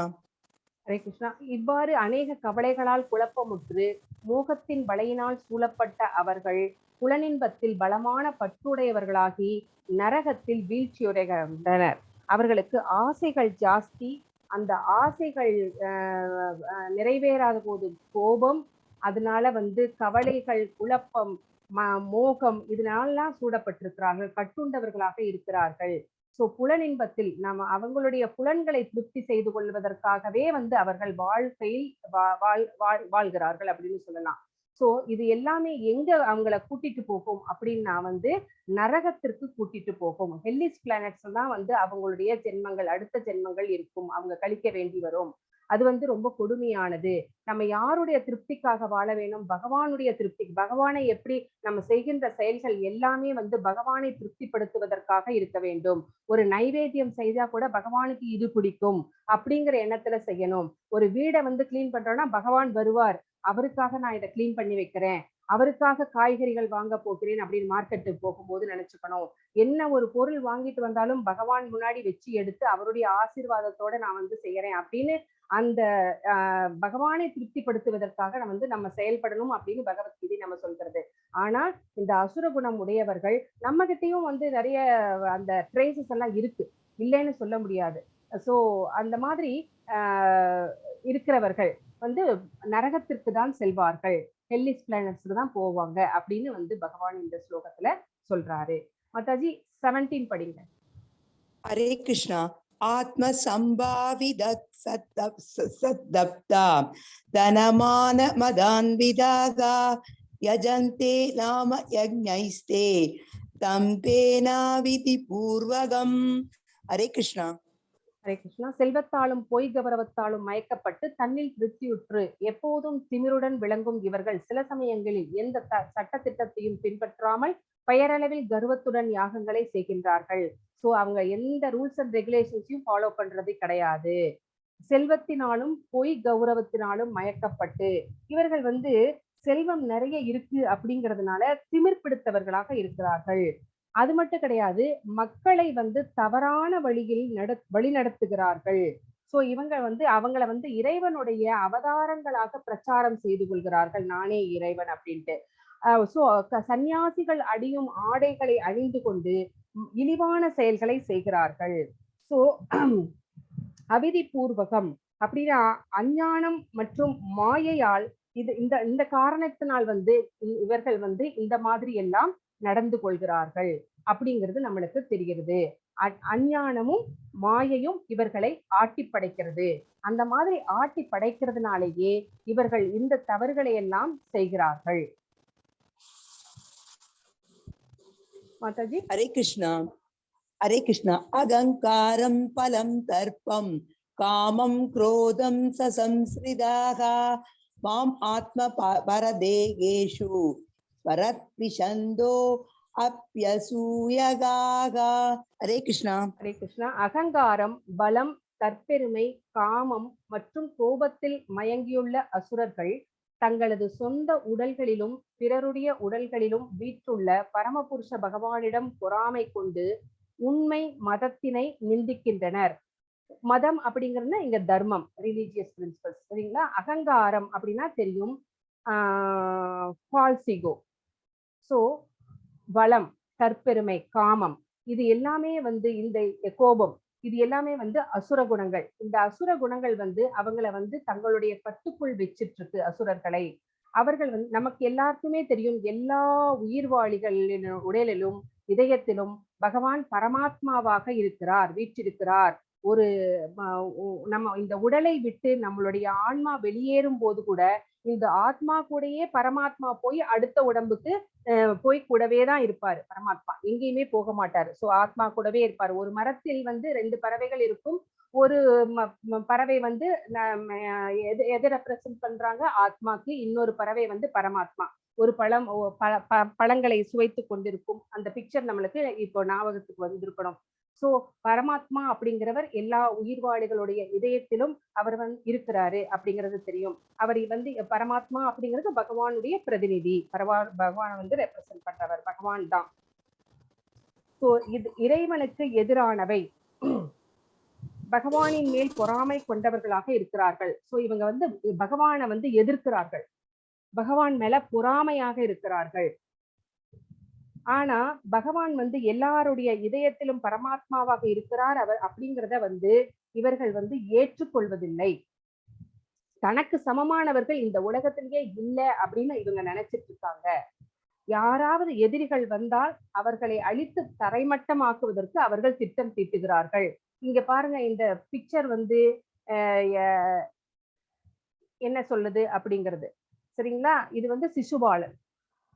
சிசுபாலன் வந்து எத்தனையோ தவறுகள் செய்தார். பகவான் மேல வந்து பொறாமை கொண்டவராக இருந்தார். பகவானுடைய காலத்துலதான் கம்சனும் இருந்தாப்ல இல்லைங்களா? ஆனா பகவான வந்து பகவான் அவங்க வந்து தெரிஞ்சுக்கல. முழுமுதற் கடவுள் பரமபுருஷ பகவான் இவரே வந்து நம்மளை எல்லாம் ஆள்பவர், படைப்பவர், காப்பவர் அப்படிங்கிறது வந்து அவங்களுக்கு தெரியவே இல்லை. கூடவே இருந்தாலும் தெரிஞ்சுக்க முடியல, அறியாமையில இருந்தாங்க. சோ அதனால இவர்கள் வந்து பகவான் மேல பொறாமை கொண்டவர்களாக இருந்தார்கள் அப்படிங்கிறது நம்மளுக்கு தெளிவாக தெரிகிறது. மாதாஜி. ஹரே கிருஷ்ணா. தான் அகம் த்விஷத் க்ரூரான் சம்சாரேஷு நாரதமான் ஷிபாம் யஜஸ்ரம் அசூபான் ஆசூரிஷ்வ ஏவ யோனிஷு. ஹரே கிருஷ்ணா. பொறாமையுடன் கருணையின்றி இருக்கும் இத்தகு கடைநிலை மனிதர்களை ஜடவாழ்வு என்னும் கடலில் பல்வேறு அசுர இனங்களுக்குள் நான் நிரந்தரமாக தள்ளுகிறேன். சோ அவர் என்ன சொல்றாரு?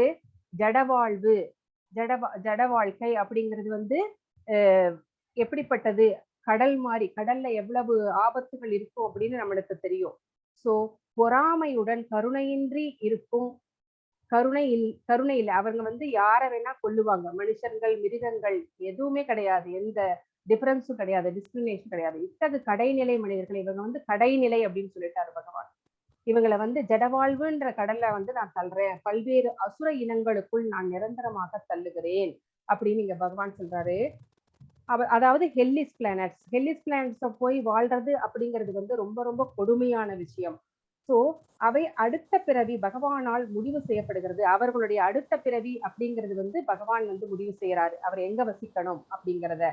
அசுரத்தன்மையினர் மீண்டும் மீண்டும் அசுரர்களின் கர்ப்பங்களிலேயே வைக்கப்படுகிறார்கள் அப்படிங்கிறதும் தெரியாது. அவங்க வந்து உயர்த்தப்படுவதே இல்லை. மறுபடியும் மறுபடியும் அவர்கள் அசுரர்களாகவே பிறக்கிறார்கள் அப்படிங்கிறது. சில அசுரர்களுக்கு வந்து பகவானே வந்து மோட்சத்தை அளித்து விடுகிறார் அப்படிங்கிறதையும் நம்ம பார்க்கிறோம். ஆனா சில பேருக்கு வந்து பகவான் வந்து மறுபடியும் அவர் வந்து ஹெல்லிஸ் பிளானட்ஸ் தள்ளி அந்த அசுர வாழ்க்கை வாழ்வதற்காக நான் அங்க தள்ளுறேன் அப்படின்னு பகவான் இங்க சொல்றாரு. ஹரே கிருஷ்ணா. ஆசுரிம் யோனிம் ஆபன்னா மூடா ஜன்மனி ஜன்மனி மாம் அப்ராப்தைவ கௌந்தேயா ததோ யாந்த்ய ததமாம் கதம். ஹரே கிருஷ்ணா. ஹரே கிருஷ்ணா. குந்தியின் மகனே, அசுரத்தனமான வாழ்வினங்களில் மீண்டும் மீண்டும் பிறவி எடுத்து இத்தகையவர்கள் என்றுமே என்னை அடைய முடியாது. படிப்படியாக அவர்கள் மிகவும் வெறுக்கத்தக்க வாழ்வினங்களில் மூழ்கின்றனர். சோ பகவான் என்ன சொல்றாரு பாருங்க, ஹெல்லிஸ் பிளானட்ஸ்ல விழுந்தவன் மறுபடியும் எந்திரிச்சு வெளியில வரவே முடியாது அப்படிங்கிறத பகவான் உறுதியா சொல்றாரு. சோ அவர்கள் மறுபடியும் அசுர கர்ப்பங்களிலேயே வைத்து அசுர பிறவியாகவே பிறக்கிறார்கள். என்னை வந்து அவர்கள் வந்து அடையவே முடியாது அப்படின்னு சொல்றாங்க. சோ அவங்க வெறுக்கத்தக்க வாழ்வினங்களில் மூழ்குகிறார்கள்னா, நம்ம பூமிக்கு கீழே 7 பாதாள உலகங்கள் இருக்கு இல்லைங்களா? நம்ம என்னன்னு அதல விதல சுதல அப்படிங்கிற அந்த மாதிரி அசுர ஹெல்லிஸ் பிளானட்ஸ்லதான் வந்து இவங்கள் பிறப்பார்கள். அப்போ இவங்க மேல வந்து பகவானுக்கு வெறுப்பா அப்படின்னு கேட்டா இல்ல, பகவான் எல்லாத்தையுமே சமமா நடத்துறவர். ஆனா சில சமயங்களில் பகவானால் வந்து அசுரர்கள் கொல்லப்படுகிறார்கள். அது வந்து அவர்களுடைய நன்மைக்கு. பகவான் எதை செஞ்சாலும் அது அவர்களுடைய நன்மைக்கு தான். அவங்க வந்து பக்குவப்பட்டு வரட்டும் அப்படிங்கிறதுதான். இந்த மாதிரி எல்லாம் வந்து பகவான் சில சமயம் அவர்களை கொன்று மோட்சம் தருகிறார், சில சமயம் வந்து இந்த மாதிரியான தண்டனை தருகிறார் அவர்களை பக்குவப்படுத்துவதற்கே. இதை வந்து யாரெல்லாம் வந்து அவருடைய கைகள்னால இறந்து மோட்சம் அடைந்தார்கள் அப்படிங்கிறது நம்மளுக்கு எல்லாம் தெரியும். ஏதாவது 2 எக்ஸாம்பிள் சொல்ல முடியுமா? எந்த அசுரர்கள் எல்லாம் வந்து பகவான் கையினால கொல்லப்பட்டு மோட்சத்தை அடைந்தார்கள் அப்படின்ட்டு? ஹரே கிருஷ்ணா. ஹரே கிருஷ்ணா டிவோட்டீஸ்,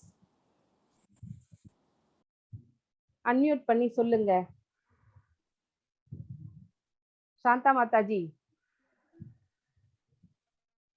ராவணன். ராவணன் சொல்லலாம், கம்சன் சொல்லலாம் இல்லைங்களா? இந்த மாதிரியான அசுரர்கள் பகவானால கொல்லப்பட்டு அவர்களுக்கு மோட்சம் கிடைத்தது அப்படிங்கறது நம்ம தெரிஞ்சுக்கிறோம். மாதாஜி படிங்க. ஹரே கிருஷ்ணா. த்ரிவிதம் நரகஸ்யேதம் வாரம் நாசனம் ஆத்மனகா காமக்ரோதஸ்ததா லோபஸ் தஸ்மாத் ஏதத்ரயம் தயஜேத். ஹரே கிருஷ்ணா. ஹரே கிருஷ்ணா. காமம், கோபம், பேராசை ஆகியவை நரகத்திற்கு கொண்டு செல்லும் 3 கதவுகள். சோ இவை ஆத்மாவை அழிவு பாதையில் நடத்துவதால் ஒவ்வொரு அறிவுள்ள மனிதனும் இவற்றை துறக்க வேண்டும். நம்மளுக்கு வந்து காமம் இருக்கக்கூடாது, கோபம் இருக்கக்கூடாது, பேராசை இருக்கக்கூடாது. எதோ அளவா இருக்கணும்.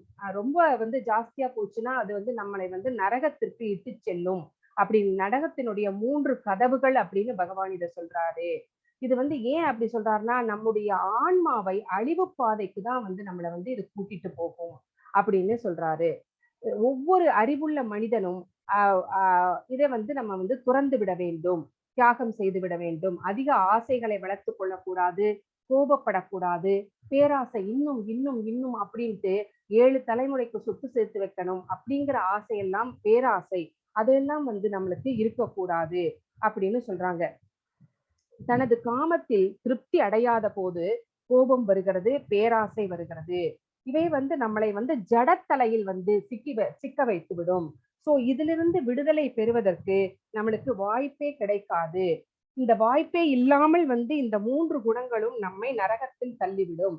ஆகவே இந்த 3 விரோதிகளையும் நம்மை விட்டு விலக்கி வைக்க வேண்டும் அப்படின்னு பகவான் இங்க சொல்றாரு. படிங்க மாதாஜி. ஹரே கிருஷ்ணா. ஏதைர் விமுக்தா கௌந்தேயா தமோத்வரைஸ் திரிபிர் நரகா ஆசரத்யாத்மனக் ஸ்ரேயஸ் ததோ யாதி பராம் கதிம். ஹரே கிருஷ்ணா. ஹரே கிருஷ்ணா. குந்தியின் மகனே, நரகத்தின் இந்த 3 கதவுகளிலிருந்து தப்பிய மனிதன் தன்னுணர்விற்கு அனுகூலமான செயல்களை செய்து படிப்படியாக பரம இலக்கை அடைகிறான். சோ அந்த 3 குணங்கள்ல இருந்து தப்பிச்சுட்டா என்ன நடக்கும் அப்படின்னு கேட்டா, நம்ம வந்து செல்ஃப் ரியலைசேஷனுக்காக நம்ம வந்து ட்ரை பண்ணுவோம். நம்ம வந்து முயற்சிகள் செய்வோம். நம்மளுடைய ஆத்ம ஞானத்திற்காக நான் யார், பகவான் யார், பகவானுக்கும் எனக்கும் என்ன தொடர்பு அப்படிங்கிற அறிவை எல்லாம் நம்ம வளர்த்துக்குவோம் அப்படின்னு இங்க பகவான் சொல்றாரு. 3 விரோதிகளிடமிருந்து தப்பிய ஒருவன் மனசால தூய்மை அடைகிறான். அவன் வந்து வேதங்கள்ல சொல்லப்பட்ட சட்ட திட்டங்களை பின்பற்றுகிறான். அந்த சட்ட திட்டங்கள் வந்து அவனை வந்து எங்க உயர்த்தும்? ஆன்மீக பாதைக்கு உயர்த்தும். அப்போ ஒரு ஆன்மீக குருவை வந்து அவர்கிட்ட வந்து அடைக்கலம் அடைந்து நம்ம என்ன பண்ணணும் அப்படின்னு கேட்டோம்னா, வேத கல்விகள் எல்லாம் அவர் வந்து ஸ்ரீமத் பாகவதம், பகவத்கீதை அந்த மாதிரி வேதங்கள்ல என்ன சொல்லப்பட்டிருக்கு அப்படிங்கறத வந்து அந்த ஆன்மீக குரு ஸ்பிரிச்சுவல் மாஸ்டர் நமக்கு சொல்லுவாரு. அதனால வந்து நம்ம வந்து பக்குவம் அடைவோம். நம்மளுக்கு வந்து ஒரு செல்ஃப் கண்ட்ரோல் கிடைக்கும். அந்த செல்ஃப் கண்ட்ரோலை வச்சுக்கிட்டு நம்ம ஸ்பிரிச்சுவல் நாலேஜ இம்ப்ரூவ் பண்றது மூலமா நம்ம வந்து ஆன்மீக பாதைக்கு இந்த குணங்கள் வந்து விலக்கி வைக்கிறதுனால நம்மளுக்கு வந்து ஞானம் கிடைக்கும், ஸ்பிரிச்சுவல் பாதைக்கு போவோம் அப்படிங்கிறது பகவான் இங்க தெளிவா சொல்றாரு. ஹரே கிருஷ்ணா. யக் சாஸ்திர விதிம் உத்ரஸ்ஜய வர்த்ததே காமகாரதகா நசசித்தும் அவாப்னோதி. சாரி, கதிம். ஹரே கிருஷ்ணா. நசசித்திம் அவாப்னோதி நசுகம் நபராம் கதிம். நான் அப்படின்னா இல்லை. என்ன இல்லை? சித்தி இல்லை, சுகம் இல்லை, பராம் இல்லை, பகவானையும் அடைய முடியாது அப்படின்னு சொல்றாரு. சாஸ்திர விதிகளை புறக்கணித்து தனது மனம் போன போக்கில் செயல்படுபவன் பக்குவத்தையோ சுகத்தையோ பரம இலக்கையோ அடைவதில்லை. அவன் வந்து வாழ்க்கையில பக்குவம் அடைய முடியாது. ஏன்னா அவனுடைய குணநலன்கள் அந்த மாதிரி இருக்கு. அதுக்கப்புறமா சுகம், அவனுக்கு எந்த சுகமுமே இல்லை, பகவானையும் அடைய முடியாது அப்படிங்கிறத பகவான் இந்த ஸ்லோகத்துல தெளிவா சொல்றாரு. சாஸ்திரங்களை காமகாரத அப்படின்னா அறிந்தும் சட்டங்களை முறிப்பவன் அப்படின்னு பொருள். அறிந்தும் சட்டங்களை முறிப்பவன் காமகாரத. இங்க பாருங்க, காமகாரத அவனுக்கு சட்டங்களை முறிக்கிறான். அவன் வந்து ரூல்ஸ் அண்ட் ரெகுலேஷன்ஸை ஃபாலோ பண்றது கிடையாது. சோ அறிந்தும் சட்டங்களை முறிப்பவன் என்று பொருள். இதை செய்யக்கூடாது என்று தெரிந்தாலும் அந்த வழிகளில் வந்து அவன் குடிக்க கூடாது, போதைப் பொருள்களை பயன்படுத்தக்கூடாது அப்படின்னு தெரியும், சிகரெட் பிடிக்க கூடாது அப்படிங்கிறது தெரியும். ஆனாலும் வந்து அந்த சட்டங்களை எல்லாமே வந்து மீறதான் அசுர குணமுடையவன் அப்படின்னு இங்க சொல்லப்படுகிறது. இத்தகையவர்களை பரமபுருஷ பகவானால் புறக்கணிக்கப்பட வேண்டியவர்கள் அப்படின்னு ஸ்ரீல பிரபுபாதா சொல்றாரு. இந்த பகவான் வந்து இவங்களை எல்லாம் புறக்கணிச்சிடலாம் அப்படின்னு சொல்றாரு. பகவானால் புறக்கணிக்கப்படுகிறார்கள் அப்படிங்கறத நம்ம தெளிவா தெரிஞ்சுக்கிறோம்.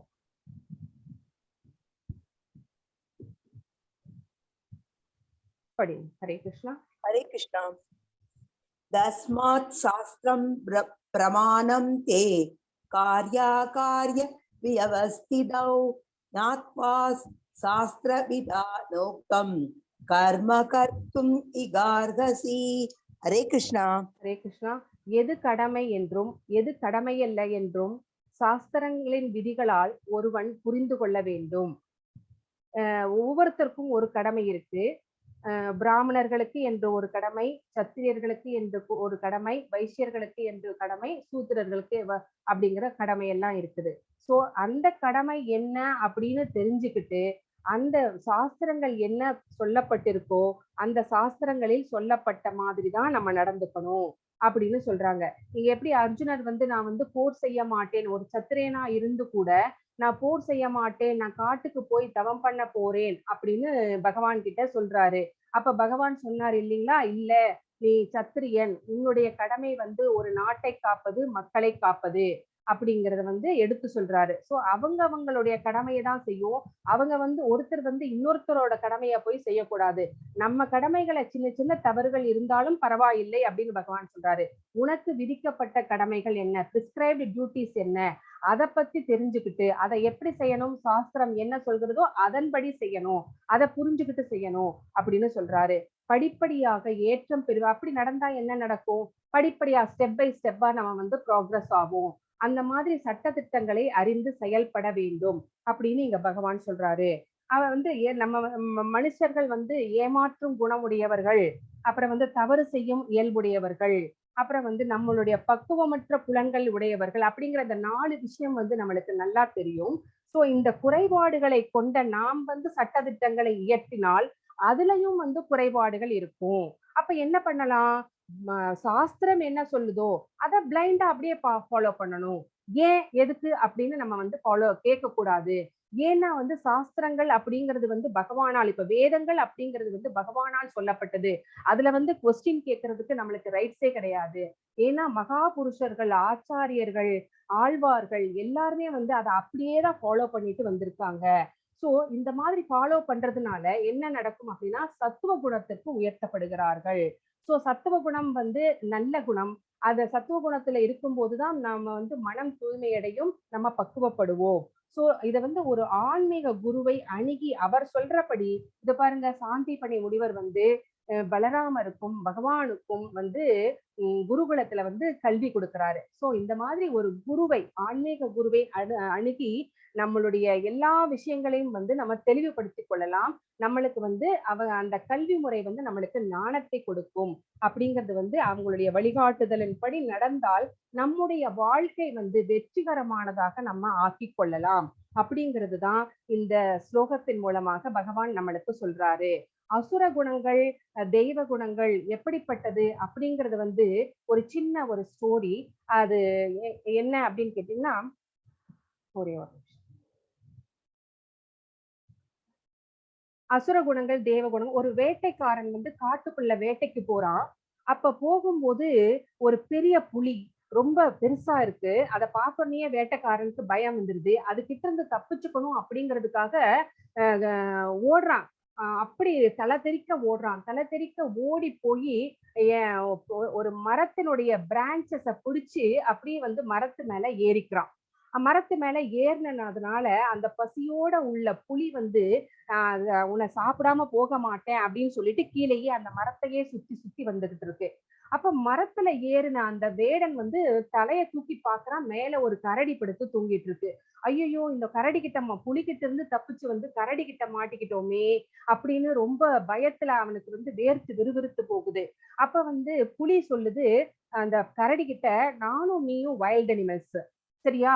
அதனால வந்து நீ என்ன பண்ணி இந்த மனுஷனை கீழே தள்ளிடு, நான் வந்து அவனை கொன்னுடுறேன்.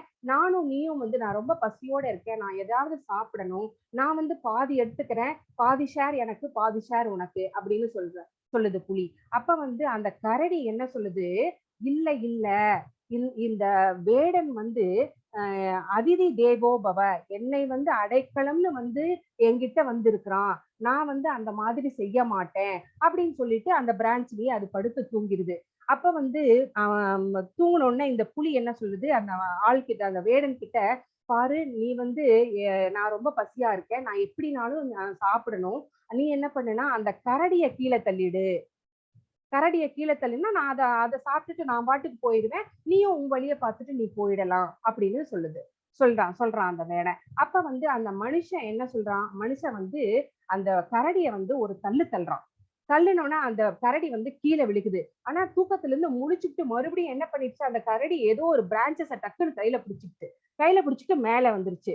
உடனே இந்த புலி சொல்லுது, பாத்தியா இந்த மனுஷன் எப்படிப்பட்டவன் பாத்தியா, நீ வந்து அவனை நம்பினியே, ஆனா அவன் வந்து உன்னையே வந்து கீழே, நீ வந்து அவனுக்கு அடைக்கலம் கொடுத்த, ஆனா அவன் வந்து உன்னை கீழே தள்ளி உன்னை கொல்ல பார்த்தான் அப்படிங்கிற மாதிரி சொல்லுது. அப்பவும் அந்த கரடி என்ன சொல்லுது, அது வந்து அவனுடைய குணம். நம்பினவர்களை வந்து ஏமாத்துறது அப்படிங்கிறது அவனுடைய குணம். அவன் வந்து அசுர குணத்துல இருக்கான், அது அவனுடைய குணம். நான் வந்து அதுக்காக அவன் அப்படி நடந்துட்டான் அப்படிங்கிறதுக்காக நான் அப்படி நடந்துக்க முடியாது, இது என்னோட குணம். சோ இதுல இருந்தே உங்களுக்கு தெரியும் எது வந்து தெய்வீக குணம், எது வந்து அசுர குணம் அப்படிங்கறத நீங்களே முடிவு பண்ணிக்கோங்க. சோ தேவ மற்றும் அசுர குணங்கள் இந்த சாப்டருடைய ரீகேப், முக்கியமான இதெல்லாம் நம்ம பார்க்க போறோம். தேவ மற்றும் அசுர ஸ்வபாவங்கள், நம்ம இந்த சாப்டர்ல தேவ குணங்கள் அப்படின்னா என்ன, அசுர குணங்கள் அப்படின்னா என்ன அப்படின்னு பார்த்தோம். கோபம், பேராசை, அந்த மாதிரி காமம், குரோதம், பொறாமை, இது எல்லாமே நிறைய குணங்கள் பகவான் சொன்னாரு. முதல் 3 ஸ்லோகத்துல வந்து அவர் என்ன சொன்னாரு, தேவ குணங்கள்லாம் வந்து எப்படி இருக்கும் அப்படின்னு சொன்னாரு. அச்சமின்மை, பொறுமை, அப்புறம் வந்து அறிவை விருத்தி செய்து கொள்ளுதல், தானம், தவம், இந்த மாதிரியான தேவ குணங்கள் என்னென்ன அப்படின்னு அவர் வந்து 3 ஸ்லோகங்கள்ல வந்து தேவ குணங்களை பத்தி சொன்னாரு. நிறைய ஸ்லோகங்கள்ல வந்து அசுர குணங்களை பத்தி சொன்னாரு. அந்த அசுர குணம் எப்படிப்பட்டது, தற்பெருமை உடையவர்களாக, வீண் அபிமானம் உடையவர்களாக, அந்த மாதிரியான குணங்களோட இருப்பார்கள் அவர்களுக்கு வந்து தானே வந்து இறைவன் நினைச்சுக்குவாங்க, கடவுள்னு ஒருத்தர் இருக்காரு அப்படிங்கறத வந்து அவங்க நம்ப மாட்டாங்க. அவங்களுக்குன்னு தனியா சட்ட திட்டங்களை வகுத்து கொண்டு மனம் போன போக்கில் வந்து செயல்படுவார்கள் அப்படிங்கிறதையும் தெரிஞ்சுக்கிட்டோம். சோ அவர்களுக்கு வந்து பேராசை ஜாஸ்தியாக இருக்கிறதுனால அவர்கள் வந்து இந்த உலகத்துக்கே திரும்பி திரும்பி வந்து வருவார்கள். புனரபி ஜனனம், புனரபி மரணம், மறுபடியும் மறுபடியும் பிறப்பெடுத்து வருவார்கள். அவர்களை வந்து பகவான் வந்து அசுர கர்ப்பத்திலேயே வைப்பாரு அப்படிங்கிறதையும் தெரிஞ்சுக்கிட்டோம். அவர்களை வந்து ஹெல்லிஸ் பிளானட்ஸ்ல தான் தள்ளுவாரு அப்படிங்கிறதையும் தெரிஞ்சுக்கிட்டோம். அசுர ஸ்வபாவங்களின் விளைவுகள், அதுதான் அசுர ஸ்வபாவங்கள் வந்து அவங்களை வந்து இந்த பௌதிக உலகிலேயே கட்டி போட்டு வச்சிருக்கிறதுனால அவர்கள் வந்து பேராசை உடையவர்களாக, காம குரோதம் நிறைந்தவர்களாக, பகவானை நம்பாதவர்களாக இருக்கிறார்கள். அதனால வந்து அவர்களுடைய பாதைகளை யாரு வருகிறார்களோ அவர்களை எல்லாம் வந்து எந்த எக்ஸ்டென்ட்டுக்கு வேணா போய் அவங்க வந்து கொள்வதற்கு கூட தயங்க மாட்டார்கள். அவங்கள் வந்து அவரோ கொடூரமான தன்மை உடையவர்கள் அப்படிங்கிறதையும் பார்த்தோம். முன்னேற்றம் அல்லது கீழ்ச்சிறது, அவங்க வந்து முன்னேறி போவார்களா இல்ல கீழே போவாங்களா, அவர்களுடைய நிலையிலிருந்து தாழ்ந்து போவார்களா அப்படின்னா அவர்கள் வந்து தாழ்ந்துதான் போவார்கள். அவர்களை வந்து பகவானை அடைவதற்கு வழி ஏதும் இல்லை அப்படிங்கிறதையும் தெரிஞ்சுக்கிட்டோம். ந சுகம் நபராம் நகதீம், அவர்களுக்கு சுகமேதும் இல்லை. நபராம், அவர்கள் பகவானை அடைய முடியாது, அவர்களுக்கு கதியே இல்லை அப்படிங்கிறதையும் தெரிஞ்சுக்கிட்டோம். சோ இதுல நான் ஸ்டாப் ஷேர் பண்றேன்.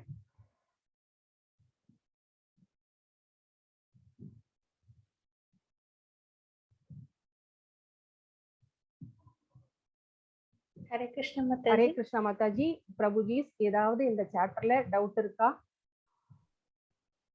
ஹரே கிருஷ்ண மாதாஜி, நான் தாரணி பேசுறேன்.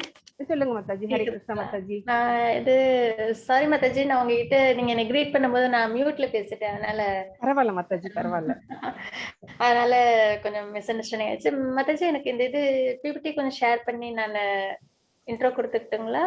கொடுங்க மாதாஜி, ப்ளீஸ் கொடுங்க Mataji. Thank you Mataji, thank you for your concern.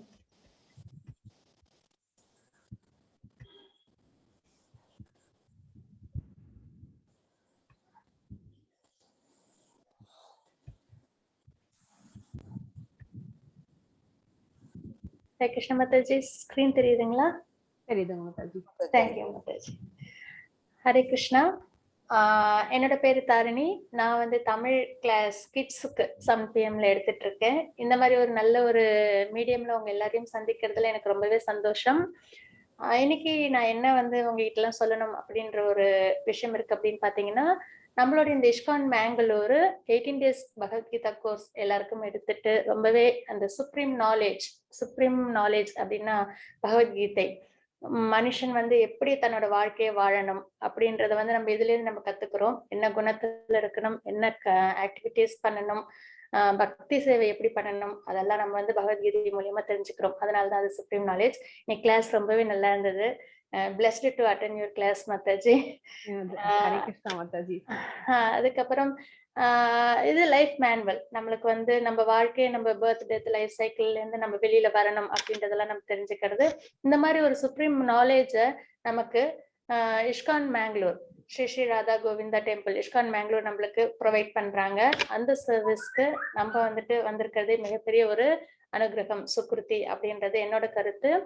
அப்புறம் இங்க உங்க எல்லாருக்கும் நான் ஒரு என்ன சொல்ல, இது என்ன கான்செப்ட் அப்படின்னு பாத்தீங்கன்னா, இந்த கிட்ஸுக்கான ப்ரோக்ராம் நடக்குது. நீங்க வந்து எல்லாரும் உங்களுக்கு தெரிஞ்சவங்க, உங்களோட ரிலேட்டிவ்ஸ்ல இல்ல உங்களோட ஃபேமிலில இல்ல உங்களோட ஃப்ரெண்ட்ஸ் சர்க்கிள்ல யாரெல்லாம் இருக்காங்களோ, வெறும் கிட்ஸுக்கு மட்டும் நான் இங்க ரெப்ரசென்ட் பண்ணல, எல்லாருக்குமே இதை வந்து நம்ம வந்து இந்த விஷயத்த நம்ம கொண்டு போய் சேர்க்கணும், அதுக்காக தான். அப்புறம் இஸ்கான் அப்படின்றது இப்ப நீங்க 18 days பகவத்கீதை கிளாஸ் அட்டென்ட் பண்ணிட்டு இருக்கீங்க, ஆல்மோஸ்ட் எல்லாருக்குமே தெரியும். இது ஃபவுண்டர் ஆச்சாரியர் வந்து ஹிஸ் டிவைன் கிரேஸ் ஏசி பக்தி வேதாந்த சுவாமி ஷில பிரபுபாத் அவர்கள், அவங்களோட டிசைபிள் ஜெயபத்தாக்கா சுவாமிஜி குரு மகாராஜ். அதுக்கப்புறம் இங்க அவங்களோட டிசைபிள் நம்மளோட டெம்பிள் பிரசிடென்ட் நாமனிஷ்ட பிரபுஜி. இவங்களோட அனுகிரகத்தினாலையும் பிளெஸிங்ஸ்னாலையும் நம்ம இந்த 18 days கோர்ஸ் அட்டென்ட் பண்ணிட்டு இருக்கோம் இது நாள் வரைக்கும். இப்ப சில்ட்ரன்ஸ் ப்ரோக்ராம் பொறுத்த வரைக்கும் நீங்க எல்லாரும் என்ன நாங்க வந்து இதுல வந்து மெயினா ரெக்கமெண்ட் பண்றோம் அப்படின்னு பாத்தீங்கன்னா, பகவத்கீதை ஓவர்வியூ 18 daysல கோர்ஸை கம்ப்ளீட் பண்றோம். பகவத்கீதை பத்தின பேசிக்கான நாலேஜ் ஷார்ட் அண்ட் ஸ்வீட்டா அவங்க எல்லாருக்கும் நாங்க கொடுக்குறோம். அதுக்கப்புறம் ஸ்லோகா ரிசைட்டேஷன்ஸ் இருக்கும். அதுக்கப்புறம் ஃப்ரீ கிளாஸஸ் ஃபார் 18 days அவங்க அட்டென்ட் பண்ணணும். அதுக்கப்புறம் இன்டராக்டிவ் செஷன்ஸ், அவங்களுக்கு ஏதாவது கொஸ்டின் அண்ட் ஆன்சர்ஸ் டவுட்ஸ் இருந்தது, இல்லை அவங்க ஏதாவது ஒரு ஆக்டிவிட்டி அவங்களோட திறமைகளை பகவத்கீதை ரிலேட்டடா கிருஷ்ணா கான்சியஸ்ல ஏதாவது இருந்ததுன்னா அதெல்லாம் அவங்க வந்து பெர்ஃபார்ம் பண்ணலாம். அதுக்கப்புறம் ஆர்ட் அண்ட் ஒர்க் அந்த மாதிரி விஷயங்களும் இருக்கும். ஸ்டோரி டெல்லிங், குவிசஸ் இருக்கு. அதுக்கப்புறம் சர்டிஃபிகேட்டும் இஷ்யூ பண்றாங்க. இது வந்து என்ன மாதிரி லாங்குவேஜ்ல இருக்கு அப்படின்னு பார்த்தோம்னா, இங்கிலீஷ், ஹிந்தி, கன்னடம், தமிழ், தெலுங்கு, மலையாளம், துளு, பெங்காலி, ஒரியா, மராத்தி அண்ட் குஜராத். இந்த மாதிரி எல்லா லாங்குவேஜ்லயும் இருக்கு. டைமிங்கும் பாத்தீங்கன்னா வேற வேற டைமிங்ல அவங்கவுங்க கன்வீனியன்டான டைமிங்ல அவங்க ஜாயின் பண்ணிக்கலாம். இப்போ கிட்ஸ்லாம் வந்து ஸ்கூலுக்கு போறவங்களா இருப்பாங்க. அதனால அவங்களுக்கு என்ன டைமிங் ப்ரிஃபரபிளா இருக்கோ அந்த டைமிங்ல அவங்க ஜாயின் பண்ணிக்கலாம். பாத்தீங்கன்னா காலையில 6 மணிக்கு, அப்புறம் 4 மணிக்கு, சாயந்தரம் 5 மணிக்கு, 7 மணிக்கு, அப்புறம் 9 மணிக்கு, இந்த மாதிரி எல்லாம் இருக்கு. இப்போ செப்பரேட் பேட்சஸ் ஃபார் யூத், இது ரொம்பவே ஒரு சிறப்பான ஒரு விஷயம். இப்போ 2 பேட்சா வந்து யூத்துக்கும் வந்து கொடுத்துருக்காங்க. இன்டராக்டிவ் செக்ஷன்ஸ் பாத்தீங்கன்னா இந்த மாதிரி குழந்தைங்க அவங்களோட திறமைகள் எல்லாத்தையும் அவங்க வந்து அங்க சொல்லலாம், ஸ்லோகாலாம் சொல்லலாம். அப்புறம் வந்துட்டு கொஸ்டின் ஆன்சர்ஸ் நிறைய இருந்ததுன்னா அதெல்லாம் கேட்டு கிளாரிஃபை பண்ணிக்கலாம். இதனால அவங்களுக்குள்ளார இருக்கிற அந்த ஸ்பிரிச்சுவல் நாலேஜ் வந்து கெயின் ஆகும். ஸ்பிரிச்சுவலா அவங்க நல்லாவே ப்ராக்ரஸ் பண்ண முடியும். ஏன்னா இந்த காலத்துல குழந்தைங்களுக்கு நம்ம வந்துட்டு கொடுக்க வேண்டிய ஒரு மிக சிறந்த ஒரு விஷயம் என்னன்னு பாத்தீங்கன்னா மன தெளிவு. ஏன்னா எப்பயுமே ஸ்ட்ரெஸ்ல இருப்பாங்க. இந்த மெட்டீரியலிஸ்டிக் வேர்ல்ட்ல உள்ள அந்த மெட்டீரியல் நாலேஜ்னால, படிப்புனால, அப்புறம் வந்துட்டு மற்ற விஷயங்கள் கேஜெட்ஸ்னால ரொம்ப ஸ்ட்ரெஸ்ஃபுல்லா இருப்பாங்க. அதுல இருந்துலாம் அவங்க அந்த 1 hour வெளியில வர்றதுனாலையும் அவங்க வந்து இந்த பகவானை பத்தின விஷயங்களை தெரிஞ்சுக்கிறதுனாலையும் அவங்களோட வாழ்க்கை இன்னுமே சிறப்பா அமையும். பாத்தீங்கன்னா ஆர்ட் அண்ட் ஒர்க், அவங்க ஏதாவது கிருஷ்ணா ரிலேட்டடான விஷயங்கள் ஏதாவது இருந்ததுன்னா அதையும் அவங்க வந்து அங்க கிளாஸ்ல வந்து அவங்க வந்து ப்ரொடியூஸ் பண்ணலாம். அண்ட் வாட்ஸ்அப்லயும் இதை வந்து அவங்க அப்லோட் பண்ணலாம் குரூப்ல. அதுக்கப்புறம் பகவத்கீதை தெரிஞ்சுக்கிட்டதுக்கு அப்புறம் அவங்களுக்கு அதுல இருந்து என்ன தெரிஞ்சுக்கிட்டாங்க அப்படின்றதெல்லாம் நாங்க அசைன்மெண்ட் மாதிரி கொடுப்போம். அதுலயும் அவங்க வந்து அவங்களோட இன்புட் அவங்க போடலாம். இது தாண்டி இன்னொரு விஷயம், சிறப்பான விஷயம் என்னன்னு பாத்தீங்கன்னா ஏகாதசி சாண்டிங். அதாவது ஒரு ஏகாதசி அப்பையும் இஸ்கான் மேங்களூர் வந்து மூணு விதமா வந்து இந்த 700 ஸ்லோகாஸ் சாண்டிங் செஷன் இருக்கு. பாத்தீங்கன்னா அடல்ட்ஸ்க்கு இருக்கு, அதுக்கப்புறம் கிட்ஸுக்கு இருக்கு, இப்ப யூத்துக்கும் இருக்கு. அப்ப கிட்ஸுக்கு இருக்கிறது வந்து சாயந்தரம் 4:30 மணிக்கு. யாரெல்லாம் வந்து ஸ்லோகம் அச்சரம் சிறப்பா வந்து சொல்றாங்களோ அந்த மாதிரி கிட்ஸை வந்து என்கரேஜ் பண்ணி அவங்கள வந்து இந்த ஸ்லோகா ரெசிடேஷன் ஏகாதசி அன்னைக்கு ஸ்லோகங்கள் படிக்கிறது மிகவும் சிறப்பு. அதுவும் வந்துட்டு கிருஷ்ணா கான்சியஸ்ல செய்து ரொம்பவே நல்ல ஒரு விஷயம். இந்த மாதிரியும் கிட்ஸை வந்து நாங்க என்கரேஜ் பண்றோம். அதுக்கப்புறம் ஏதாவது முக்கியமான நாட்கள், இப்ப பாத்தீங்கன்னா லாஸ்ட் டைம் வந்து ஜென்மாஷ்டமி நடந்தது. அப்ப பாத்தீங்கன்னா நிறைய இந்த காம்படிஷன்ஸ் எல்லாம் கிட்ஸுக்காக நாங்க கொடுத்திருந்தோம். Shloka recitation, fancy dress competition, அதுக்கப்புறம் பஜன்ஸ், அந்த மாதிரி ஏதாவது முக்கியமான நாட்கள்லாம் வந்ததுன்னா கூட அதுக்கு ரிலேட்டடா ஏதாவது காம்படிஷன்ஸ் கிட்ஸுக்கு நாங்க அரேஞ்ச் பண்ணுவோம். அதுலதான் இந்த மாதிரிலாம் கிட்ஸ் வேஷன்லாம் போட்டுட்டு வந்து ரொம்பவே நல்லா வந்து சிறப்பா அவங்க பண்ணாங்க. இதுல இன்னும் என்ன ஒரு விஷயம் அப்படின்னு பார்த்தீங்கன்னா கிட்ஸ் எல்லாம் அவ்வளோ என்ஜாய் பண்ணி பண்ணாங்க. இன்னொன்னு சர்டிபிகேட் எல்லாம் இஷ்யூ பண்ணதுனால அவங்களுக்கு அது ஒரு சந்தோஷம். இது தாண்டி இந்த 18 days கோர்ஸோட அவங்களோட கோர்ஸ் முடிஞ்சுமா அப்படின்னு பார்த்தா கிடையாது. அதுக்கப்புறம் அவங்க வந்து சண்டே ஸ்கூல் அப்படின்ற ஒரு விஷயம் இருக்கு. எவ்ரி சண்டே 2 PM தமிழ் கிட்ஸா இருந்தாங்கன்னா 2 PM அவங்களுக்கு every Sunday Radha Govinda Sunday school அப்படின்ற ஒரு விஷயம் இருக்கு. அதுல அவங்க வந்து மறுபடியும் கிருஷ்ணா கான்சியஸ் இந்த 18 days அவங்க விட்டுற முடியாது. அதுக்கப்புறமா